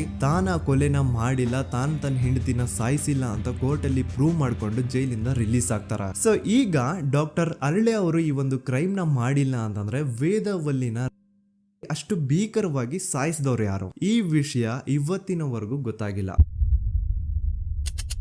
1986 ಅಲ್ಲಿ ನಡೆದಂತಹ ಪದ್ಮಲತಾ ಕೇಸ್. ಪದ್ಮಲತಾ ಅವ್ರ ತಂದೆ ಕಮ್ಯುನಿಸ್ಟ್ ಪಾರ್ಟಿನ ಲೀಡರ್ ಇರ್ತಾರೆ. ಅವ್ರ ರಿಯಲ್ ನೇಮ್ ಏನು ಅಂತ ನಮಗ್ ಗೊತ್ತಾಗಿಲ್ಲ, ಬಟ್ ಈ ವಿಡಿಯೋದಲ್ಲಿ ಅವ್ರ ಹೆಸರು ಲಕ್ಷ್ಮಣ್ ಅಂತ ಅನ್ಕೊಳ್ಳಿ. ಸೊ ಕಮ್ಯುನಿಸ್ಟ್ ಪಾರ್ಟಿನ ಲೀಡರ್ ಇರುವಂತಹ ಲಕ್ಷ್ಮಣ್ ಅವ್ರಿಗೆ ಊರಲ್ಲಿ ತುಂಬಾನೇ ಸಪೋರ್ಟ್ ಇರುತ್ತೆ. ಊರಿನ ಜನರ ಫೇವ್ರೇಟ್ ಇರ್ತಾರೆ ಇವರು. ಅಂಡ್ ಅದೇ ವರ್ಷ ಅಂದ್ರೆ 1986 ಅಲ್ಲಿ ಪಂಚಾಯತ್ ಎಲೆಕ್ಷನ್ ಬೇರೆ ಇರುತ್ತೆ. ಅಂಡ್ ಎಲ್ರಿಗೂ ಗೊತ್ತಿತ್ತು ಲಕ್ಷ್ಮಣೆ ಗೆಲ್ಲೋದು ಅಂತ. ಆ ಪಂಚಾಯತ್ ಎಲೆಕ್ಷನ್ ಅಲ್ಲಿ ಲಕ್ಷ್ಮಣ್ ಆಪೋಸಿಟ್ ಗೌಡ್ರಿಗೆ ತುಂಬಾ ಬೇಕಾಗಿರೋರು ಒಬ್ರು ನಿಂತಿರ್ತಾರ. ಅಂಡ್ ಅವ್ರಿಗೂ ಗೊತ್ತಿತ್ತು ಎಲೆಕ್ಷನ್ ಏನಾದ್ರು ಆದ್ರೆ ಲಕ್ಷ್ಮಣ ಎಲೆಕ್ಷನ್ ಅಲ್ಲಿ ಗೆಲ್ಲೋದು ಅಂತ. ಸೊ ಎಲ್ಲಿ ಸೋತೋಗ್ಬಿಡ್ತೀವೋ ಅನ್ನೋ ಭಯಕ್ಕೆ ಆ ಗೌಡ್ರು ಕಡೆ ಅವ್ರು ಏನ್ ಮಾಡ್ತಾರೆ, ಲಕ್ಷ್ಮಣ್ ಅಪ್ರೋಚ್ ಮಾಡಿ ಮುಚ್ಕೊಂಡು ಈ ಪಂಚಾಯತ್ ಎಲೆಕ್ಷನ್ ಅಲ್ಲಿ ನಿನ್ ನಾಮಿನೇಷನ್ ನ ಕ್ಯಾನ್ಸಲ್ ಮಾಡು ಅಂತ ವಾರ್ನಿಂಗ್ ಕೊಡ್ತಾರ. ಆದ್ರೆ ಲಕ್ಷ್ಮಣ್ ಅವರು ಅಂಜದೆ ನೀವ್ ಏನ್ ಮಾಡ್ತಿರೋ ಮಾಡ್ಕೊಳ್ರಿ, ಆದ್ರೆ ನಾನ್ ಮಾತ್ರ ನಾಮಿನೇಷನ್ ನ ಕ್ಯಾನ್ಸಲ್ ಮಾಡಲ್ಲ ಅಂತ ಆ ಗೌಡ್ರು ಕುಟುಂಬನ ಎದುರು ಹಾಕೋತಾರ. ದೆನ್ ಎಂತ ಕೋಇನ್ಸಿಡೆನ್ಸ್ ನೋಡಿ, ನೆಕ್ಸ್ಟ್ ಡೇನೆ ಲಕ್ಷ್ಮಣ್ ಅವ್ರ ಮಗಳು ಪದ್ಮಲತಾ ಕಿಡ್ನಾಪ್ ಆಗ್ತಾಳ. ಸುಮಾರು 56 ದಿನ ಅವಳನ್ನ ಯಾರೋ ಕಿಡ್ನಾಪ್ ಮಾಡ್ತಾರೆ. ಅಂಡ್ ಆ 56 ದಿನ ಡೈಲಿ ಅವಳನ್ನ ಶೋಷಣೆ ಕೂಡ ಮಾಡ್ತಾರ. ನಂತರ 56 ದಿನ ಆದ್ಮೇಲೆ ಪದ್ಮಲತನ ಬಾಡಿ ನೇತ್ರಾವತಿ ನದಿಲಿ ತೇಲ್ತಾ ಸಿಗುತ್ತಾ. ಆಸ್ ಎಕ್ಸ್ಪೆಕ್ಟೆಡ್ ಈ ಕೇಸಲ್ಲೂ ಪೊಲೀಸ್ ಅವ್ರ ಕಡೆಯಿಂದ ಪ್ರಾಪರ್ ಇನ್ವೆಸ್ಟಿಗೇಷನ್ ಆಗಲ್ಲ. ಅಂಡ್ ಯಾರ್ ಪದ್ಮಲತನ ಕಿಡ್ನಾಪ್ ಮಾಡಿದ್ರು, ಯಾರು ಅವಳನ್ನ 15 ದಿನವರೆಗೂ ಶೋಷಣೆ ಮಾಡಿ ನಂತರ ಅವಳನ್ನ ಅಷ್ಟು ಭೀಕರವಾಗಿ ಸಾಯಿಸಿದ್ರು ಅಂತ ಇವತ್ತಿನ ದಿನದವರೆಗೂ ಗೊತ್ತಾಗಿಲ್ಲ. ಮತ್ತೆ ನಮಗೆ ಗೊತ್ತಾದದು 22ಕ್ಕೆ ಸ್ಕೂಲ್ ಡೇ 56 ದಿನ ಕಳೆದು ಹೊಳೆಯಲ್ಲಿ ಏನೋ ಒಂದು ಕೇಳಿ ಪೊಲೀಸಿನವರು ಬರುವಾಗ ಬಂದು ಹೇಳುವಾಗ ನಮಗೆ ಗೊತ್ತಾದ. ಅವರು ನನ್ನನ್ನು ಕರ್ಕೊಂಡು ಹೋಗಿ ಅಲ್ಲಿ ಹೋಗಿವೆ. ಇನ್ನೊಂದು ಲಾಸ್ಟ್ ಕೇಸ್ ಇದೆ, ಇದು ಅರ್ಲಿ 2000 ಅಲ್ಲಿ ನಡೆದಿರೋದು. ಇವ್ರದ್ದು ಅಷ್ಟಾಗಿ ಡೀಟೇಲ್ಸ್ ನಾನು ಹೇಳಲ್ಲ, ಜಸ್ಟ್ ಮೇಲ್ ಹೇಳ್ತೇನೆ. 2000 ಇಸ್ವಿಯಲ್ಲಿ ಧರ್ಮಸ್ಥಳದಲ್ಲಿ 2 ಫಿನಾನ್ಸ್ ಬ್ಯಾಂಕ್ ಇರ್ತಾವೆ. ಒಂದು ಅಗೇನ್ ರಿಯಲ್ ನೇಮ್ ತಗೊಳ್ಳೋದು ಬೇಡ, ಲೈಕ್ ಜಸ್ಟ್ ಸಹಕಾರ ಗ್ರಾಮೀಣ ಬ್ಯಾಂಕ್ ಅನ್ಕೊಳ್ಳಿ. ಅಂಡ್ ಇನ್ನೊಂದು ಬಂದ್ಬಿಟ್ಟು ಫೈನಾನ್ಸ್ ಪ್ರೈವೇಟ್ ಲಿಮಿಟೆಡ್ ಬಂದು ಗೌಡ್ರು ಕುಟುಂಬ ಅವ್ರಿಗೆ ಸೇರಿದ್ದು. ಆ ಕಡೆ ಇವ್ರ ಆಪೋಸಿಟ್ ಏನದು ಗ್ರಾಮೀಣ ಬ್ಯಾಂಕ್ ಇತ್ತು, ಅದರಲ್ಲಿ ಒಬ್ಬ ಮ್ಯಾನೇಜರು ಬಡವ್ರಿಗೆ ಸಹಾಯ ಆಗ್ಲಿ ರೈತರಿಗೆ ಸಹಾಯ ಆಗ್ಲಿ ಅಂತ ತುಂಬಾ ಕಡಿಮೆ ಬಡ್ಡಿಗೆ ಲೋನ್ ಕೊಡ್ತಿರ್ತಾನೆ. ಇದ್ರಿಂದಾಗಿ ಧರ್ಮಸ್ಥಳದಲ್ಲಿ ಆಲ್ಮೋಸ್ಟ್ ಎಲ್ಲಾ ಕಸ್ಟಮರ್ಸ್ ಆ ಗ್ರಾಮೀಣ ಬ್ಯಾಂಕ್ ಕಡೆಗೆ ಹೋಗ್ತಿರ್ತಾರ. ಪ್ರೈವೇಟ್ ಲಿಮಿಟೆಡ್ ಕಡೆಗೆ ಯಾರು ಬರ್ತಿರಲ್ಲ. ಇದ್ರಿಂದ ಗೌಡ್ರಿಗೆ ಲಾಸ್ ಆಗ್ತಿರುತ್ತ. ಸೊ ಅವ್ರೇನ್ ಮಾಡ್ತಾರೆ, ಆ ಗ್ರಾಮೀಣ ಬ್ಯಾಂಕ್ ನ ಮ್ಯಾನೇಜರ್ ಏನಿದ್ನೋ ಅವನ್ಗೆ ಒಂದು ಸ್ವೀಟ್ ವಾರ್ನಿಂಗ್ ಕೊಡ್ತಾರ. ಮುಚ್ಕೊಂಡು ಇನ್ಮೇಲೆಯಿಂದ ನಿನ್ ಲೋನ್ಸ್ ಕೊಡೋದನ್ನ ನಿಲ್ಸ್ಬಿಡು. ಇನ್ ಕೇಸ್ ಲೋನ್ ಕೊಟ್ರು ನಾವ್ ಯಾವ ಇಂಟ್ರೆಸ್ಟ್ ರೇಟ್ ಗೆ ಲೋನ್ ನ ಕೊಡ್ತಾ ಇದೀವೋ ಅದೇ ರೇಟ್ ಗೆ ನೀನು ಕೊಡುವ ಅಂತ ಫೋರ್ಸ್ ಮಾಡ್ತಾರ. ಆದ್ರೆ ಆ ಗ್ರಾಮೀಣ ಬ್ಯಾಂಕ್ ನ ಮ್ಯಾನೇಜರ್ ಇದ್ಯಾವುದನ್ನು ಕಿವಿಗೆ ಹಾಕೊಳ್ಳಾರ್ದೆ ಅವನ್ ಕೆಲಸ ಅವ್ನ್ ಮಾಡ್ಕೊಂಡು ಹೋಗ್ತಾನ. ದೆನ್ ಸಡನ್ಲಿ ಒಂದು ದಿನ ಬ್ಯಾಂಕ್ ಮ್ಯಾನೇಜರ್ ನ ಹೆಂಡತಿನ ಮನೆ ಒಳಗಡೆನೆ ನುಗ್ಗಿ ಯಾರು ಮಾಡಿ ತುಂಬಾ ಭೀಕರವಾಗಿ ಸಾಯಿಸ್ಬಿಡ್ತಾರ. ಇದ್ರ ರಿಗಾರ್ಡಿಂಗ್ ಆ ಬ್ಯಾಂಕ್ ಮ್ಯಾನೇಜರ್ ಪೊಲೀಸ್ ಸ್ಟೇಷನ್ ಅಲ್ಲಿ ಕಂಪ್ಲೇಂಟ್ ಕೊಡಕ್ ಹೋದ್ರೆ ಪೊಲೀಸ್ ಅವರು ಉಲ್ಟಾ ಆ ಬ್ಯಾಂಕ್ ಮ್ಯಾನೇಜರ್ ಹೆಸರಲ್ಲೇ FIR ಬರ್ದು ನೀನೇ ನಿನ್ ಹೆಂಡತಿನ ಸಾಯಿಸಿದ್ಯಾ ಅಂತ ಅವನ್ನೇ ಅರೆಸ್ಟ್ ಮಾಡ್ಬಿಡ್ತಾರ. ನಂತರ ಒಂದ್ 2-3 ವರ್ಷ ಆ ಬ್ಯಾಂಕ್ ಮ್ಯಾನೇಜರ್ ಜೈಲಲ್ಲಿ ಇರ್ತಾನೆ. ಅದಾದ್ಮೇಲೆ ಅವನ ಕ್ರೈಮ್ ನ ಮಾಡಿಲ್ಲ ಅಂತ ಕೋರ್ಟ್ ಅಲ್ಲಿ ಪ್ರೂವ್ ಆಗುತ್ತೆ. ಆದ್ರೆ ರಿಯಲ್ ಕ್ರೈಮ್ ಮಾಡಿದವರು ಯಾರು ಅಂತ still it's A question mark. And ಇನ್ನೊಂದು ನಾರಾಯಣ ಅಂಡ್ ಯಮುನಾ ಕೇಸ್ ಬಗ್ಗೆ ಅಂತೂ ನಾನು ಆಗ್ಲೇ ನಿಮ್ಗೆ ಎಕ್ಸ್ಪ್ಲೇನ್ ಮಾಡಿದೆ. ಸೊ ಎಂತಹ ಕೋಇನ್ಸಿಡೆಂಟ್ಸ್ ಗಳು ನೋಡಿ, ಯಾರೆಲ್ಲ ಆ ಧರ್ಮಸ್ಥಳದಲ್ಲಿ ಗೌಡ್ರ ಕುಟುಂಬನ ಎದುರಾಕೊಂಡಿದಾರೋ ಅವ್ರ ಜೀವನದಲ್ಲಿ ಏನೋ ಒಂದು ತುಂಬಾ ದೊಡ್ಡ ದುರಂತ ನಡೆದು ಹೋಗುತ್ತೆ. ಅಂಡ್ ಸರ್ಪ್ರೈಸಿಂಗ್ಲಿ ಅವ್ರ ಕೇಸಲ್ಲಿ ಪೊಲೀಸ್ ಅವ್ರ ಕಡೆಯಿಂದ ಪ್ರಾಪರ್ ಇನ್ವೆಸ್ಟಿಗೇಷನ್ ಆಗಲ್ಲ. ಅಂಡ್ ಯಾರು ಆ ಕ್ರೈಮ್ ನ ಮಾಡಿದ್ರು ಅಂತ ಯಾವತ್ತೂ ಹೊರಗೆ ಬರೋದೇ ಇಲ್ಲ. ಸೊ ಈ ಗೌಡ್ರ ಕುಟುಂಬದವರು ಧರ್ಮಸ್ಥಳದಲ್ಲಿ ಬೇಜಾನ್ ಕರ್ಮಕಾಂಡಗಳನ್ನ ಮಾಡಿದ್ದಾರೆ. ಅಂಡ್ ಅವ್ರ ಪವರ್ ಅಂಡ್ ಅವ್ರಿಗಿರುವಂತಹ ಇನ್ಫ್ಲೂಯೆನ್ಸ್ ಇಂದ ಆ ಎಲ್ಲಾ ಕೇಸ್ ನ ಮುಚ್ಚಾಕಿದ್ದಾರೆ ಅಂತ ಮಹೇಶ್ ಹಾಗೂ ಗಿರೀಶ್ ಮುಟ್ಟಣ್ಣನವರ ಹೇಳಿಕೆ ಆಗಿದೆ. ಸೊ ಗೌಡ್ರು ಫ್ಯಾಮಿಲಿನ ಟ್ರ್ಯಾಕ್ ರೆಕಾರ್ಡ್ ನೋಡಿದ್ರೆ ಧರ್ಮಸ್ಥಳದಲ್ಲಿ ಒಂದು ಹುಡುಗಿನ ರೇಪ್ ಅಂಡ್ ಮರ್ಡರ್ ಮಾಡಿ ದೆನ್ ಪೊಲೀಸ್ ಅವ್ರಿಗೆ ಲಂಚ ಕೊಟ್ಟು ಇನ್ವೆಸ್ಟಿಗೇಷನ್ ನ ಮಿಸ್ಲೀಡ್ ಮಾಡೋಷ್ಟು ಪವರ್ ಇನ್ಫ್ಲೂಯೆನ್ಸ್ ಈ ಗೌಡ್ರು ಕುಟುಂಬಕ್ಕೆ ಮಾತ್ರ ಇರೋದು. ಈಗ ಸಂತೋಷ್ ರಾವ್ ಅಂತೂ ಸೌಜನ್ಯ ಕೇಸಲ್ಲಿ ಆರೋಪಿ ಅಲ್ಲ ಅಂತ ಪ್ರೂವ್ ಆಯ್ತು. ಹಾಗಿದ್ರೆ ರಿಯಲ್ ಆರೋಪಿ ಯಾರು? ನೆನಪು ಮಾಡ್ಕೊಳ್ಳಿ, 11 ಅಕ್ಟೋಬರ್ 2012 ಸಂಜೆ 5 ಗಂಟೆ ಹಾಗೆ ಬಾಹುಬಲಿ ಬೆಟ್ಟದಲ್ಲಿ ಸಂತೋಷ್ ರಾವ್ ತನ್ನ ಪಾಡಿಗೆ ತಾನು ಸೀನರೀಸ್ ನ ಎಂಜಾಯ್ ಮಾಡ್ಕೊಂಡು ಸುಮ್ನೆ ಕೂತಿರ್ಬೇಕಾದ್ರೆ ಅವನ ಹತ್ರ 5 ಜನ ಕಿಡಿಗೇಡಿಗಳು ಬಂದು ಜಗಳ ತೆಗಿತಾರ. ಆ 5 ಜನ ಕಿಡಿಗೇಡಿಗಳು ಯಾರು ಅಂತ ನಾನು ಇಲ್ಲಿವರೆಗೂ ನಿಮ್ಗೆ ಹೇಳಿಲ್ಲ. ಸೊ ಅವರು ಬೇರೆ ಯಾರು ಅಲ್ಲ, ಚಿಕ್ಕ ಗೌಡ್ರು ಮಗ ನಿಶಾಂತ್ ಜೈನ್ ನ ವೆರಿ ಕ್ಲೋಸ್ ಫ್ರೆಂಡ್ಸ್. ಅವ್ರ ದಣಿ ಮಾಡಿರುವಂತಹ ಕ್ರೈಮ್ ಅಲ್ಲಿ ಬೇರೆ ಯಾರನ್ನಾದ್ರೂ ಸಿಗಿಸ್ಬೇಕಲ್ಲ ಅಂತ ಇವ್ರು ಬಕ್ರ ಹುಡುಕ್ತಾ ಇರ್ಬೇಕಾದ್ರೆ ಆಗ ಇವ್ರಿಗೆ ಸಿಗೋದೆ ಸಂತೋಷ್ ರಾವ್. ಅಗೇನ್ ಇನ್ನೊಂದು ಎಂತ ಕೋಇನ್ಸಿಡೆನ್ಸ್ ನೋಡಿ, ಸಂತೋಷ್ ರಾವ್ ಸೌಜನ್ಯ ಕೇಸಲ್ಲಿ ಅರೆಸ್ಟ್ ಆದ ನಂತರ ಚಿಕ್ಕ ಗೌಡ್ರು ಮಗ ನಿಶಾಂತ್ ಜೈನ್ ದೇಶನೇ ಬಿಟ್ಟು ಹೋಗ್ಬಿಡ್ತಾನೆ. ಈ ಕೇಸಲ್ಲಿ ಚಿಕ್ಕ ಗೌಡ್ರು ಮಗ ಇನ್ವಾಲ್ವ್ಮೆಂಟ್ ಇದೆ ಅಂತ ಯಾರಿಗೂ ಡೌಟೇ ಬರ್ತಾ ಇರ್ಲಿಲ್ಲ. ಡೌಟ್ ಯಾವಾಗ ಬಂತು ಅಂದ್ರೆ ಆ 5 ಜನ ಕಿಡಿಗೇಡಿಗಳು ಯಾರು ಸಂತೋಷ್ನ ಈ ಒಂದು ಕೇಸಲ್ಲಿ ಸಿಗಾಕ್ಸಿದ್ರು ಆ 5 ಜನರಲ್ಲಿ ಒಬ್ಬ ರವಿ ಪೂಜಾರಿ ಅಂತಾನು ಇರ್ತಾನೆ. ಅವನ್ಗೆ ತಾನು ತಪ್ಪು ಮಾಡಿದೀನಿ ಅಂತ ಗಿಲ್ಟ್ ಕಾಡುತ್ತೋ ಅಥವಾ ಬೇರೆ ಏನೋ ಗೊತ್ತಿಲ್ಲ. ಆದ್ರೆ ಅವನೇ ಸ್ವತಃ ಪೊಲೀಸ್ ಅವ್ರ ಹತ್ರ ಹೋಗ್ಬಿಟ್ಟು ಸೌಜನ್ಯ ಕೇಸಲ್ಲಿ ನಿಜವಾದ ಆರೋಪಿ ಸಂತೋಷ್ ಅಲ್ಲ ಕಂಡ್ರು, ಅವನ್ನ ಸುಮ್ನೆ ಸಿಗಾಕ್ಸಿರೋದಷ್ಟೇ. ನಿಜವಾದ ಆರೋಪಿಗಳು ಚಿಕ್ಕ ಗೌಡ್ರು ಮಗ ನಿಶಾಂತ್ ಜೈನ್ ಅಂಡ್ ಅವನ್ ಫ್ರೆಂಡ್ಸ್ ಸೂರಜ್, ಕಿರಣ್ ಅಂಡ್ ಕಣ್ಮಣಿ ಅಂತ. ಈ ಎಲ್ಲಾ ವಿಷಯನ ರವಿ ಪೂಜಾರಿ ಪೊಲೀಸ್ ಅವ್ರಿಗೆ ತಿಳಿಸ್ತಾನೆ. ಅಗೇನ್ ಎಂತ ಒಂದು ಕೋಇನ್ಸಿಡೆನ್ಸ್ ನೋಡಿ, ಈ ವಿಷಯಗಳನ್ನ ಊರಿನ ಜನರು ಮುಂದೆ ಹೇಳಿದಂತಹ ರವಿ ಪೂಜಾರಿ ಆಕಸ್ಮಿಕವಾಗಿ ಸತ್ತು ಹೋಗ್ಬಿಡ್ತಾನೆ. ಇವನು ಹೇಳಿದ್ದು ನಿಜ ಅಂತ ಜನರಿಗೆ ಯಾವಾಗ ಕನ್ಫರ್ಮ್ ಆಗುತ್ತೆ ಅಂದ್ರೆ ಸೌಜನ್ಯಗೆ ತುಂಬಾ ಹತ್ರವಾದವ್ರು ಒಬ್ರು ಯಶೋಧ ಅನ್ನೋರು ಕೋರ್ಟ್ ಅಲ್ಲಿ ಬಂದ್ಬಿಟ್ಟು ಸೌಜನ್ಯ ಕೊಲೆ ಆಗಿದ್ದ ದಿನ ಆ ಒಂದು ಸ್ಪಾಟ್ ಅಲ್ಲಿ ನಾನು ಈ 3 ಜನರನ್ನ ನೋಡಿದ್ದೆ ಅಂತ ಸಾಕ್ಷಿ ಹೇಳ್ತಾರೆ. ಈಗ ಎಲ್ಲಾ ಡಾಟ್ಸ್ ನ ಕನೆಕ್ಟ್ ಮಾಡ್ತಾ ಹೋದ್ರೆ ಸೌಜನ್ಯ ಕೇಸ್ ಒಂದೇ ಅಲ್ಲ, ನಾರಾಯಣ ಹಾಗೂ ಯಮುನಾ ಕೇಸಲ್ಲೂ, ವೇದವಲ್ಲಿ ಕೇಸಲ್ಲೂ, ಆ ಬ್ಯಾಂಕ್ ಮ್ಯಾನೇಜರ್ ನ ಕೇಸಲ್ಲೂ ಹಾಗೂ ಪದ್ಮಲತಾ ಕೇಸಲ್ಲೂ ಸೀದಾ ಡೈರೆಕ್ಟ್ ಡೌಟ್ ಬರೋದೆ ಊರಿನ ಗೌಡ್ರ ಮೇಲೆ. I really want to appreciate Kudla rampage YouTube channel, third eye YouTube channel, Girish ಮುಟ್ಟಣ್ಣನವರು ಸರ್ ಹಾಗೂ ಮಹೇಶ್ ಅವರು ಅಂಡ್ ಆಲ್ ಅದರ್ಸ್. ಇವರ ಕಾನ್ಸ್ಟೆಂಟ್ ಎಫರ್ಟ್ಸ್ ಇಂದಾನೆ ಸತ್ಯ ಏನಂತ 1 by 1 ಹೊರಗೆ ಬರ್ತಿದೆ. And they are trying their level best to catch real criminals. At present Soujanya case ಬಗ್ಗೆ ಅಪ್ಡೇಟ್ ಏನು ಅಂತಂದ್ರೆ ಹೈಕೋರ್ಟ್ ವರೆಗೂ ಈ ಒಂದು ಕೇಸ್ ಹೋಗಿದೆ. ಅಂಡ್ ಈ ಕೇಸಲ್ಲಿ ಈಗ ಇನ್ನೊಮ್ಮೆ ಮತ್ತೆ ಫ್ರೆಶ್ ಆಗಿ ರೀಇನ್ವೆಸ್ಟಿಗೇಷನ್ ಸ್ಟಾರ್ಟ್ ಆಗಬೇಕು ಅಂತ ಹೋರಾಟ ನಡೀತಿದೆ. ಸದುತ ಪ್ರಜೆಗಳೇ, ಇದಾಗಿತ್ತು ಸೌಜನ್ಯ ಕೇಸ್ ಬಗ್ಗೆ ನಮ್ಮ ಒಂದು ಡೀಟೇಲ್ಡ್ ವಿಡಿಯೋ. ಈ ವಿಡಿಯೋದಲ್ಲಿ ನನ್ನಿಂದ ಎಲ್ಲಾದ್ರೂ ಏನಾದ್ರೂ ಚಿಕ್ಕ ಪುಟ್ಟ ಇನ್ಫಾರ್ಮೇಶನ್ ಮಿಸ್ ಆಗಿದ್ರೆ ಅಥವಾ ಮಿಸ್ಟೇಕ್ ಆಗಿದ್ರೆ ಅದನ್ನ ದಯವಿಟ್ಟು ಕಮೆಂಟ್ ಸೆಕ್ಷನ್ ಅಲ್ಲಿ ಹೈಲೈಟ್ ಮಾಡಿ. ಈ ವಿಡಿಯೋ ಯಾವಾಗ ಯೂಟ್ಯೂಬ್ ಇಂದ ಡಿಲೀಟ್ ಆಗುತ್ತೋ ನನ್ಗಂತೂ ಗೊತ್ತಿಲ್ಲ. ಸೊ ಪ್ಲೀಸ್ ಆದಷ್ಟು ಬೇಗ ಇದನ್ನ ಎಲ್ಲಾ ಕಡೆ ಶೇರ್ ಮಾಡಿ. ಓಕೆ ಪ್ರಜೆಗಳೇ, ಇವತ್ತಿಗಿಷ್ಟು ಸಾಕು ಅನ್ಕೊಳ್ತೀನಿ. ನಾನು ನಿಮ್ಮ ದೂತ ಸಮೀರ್.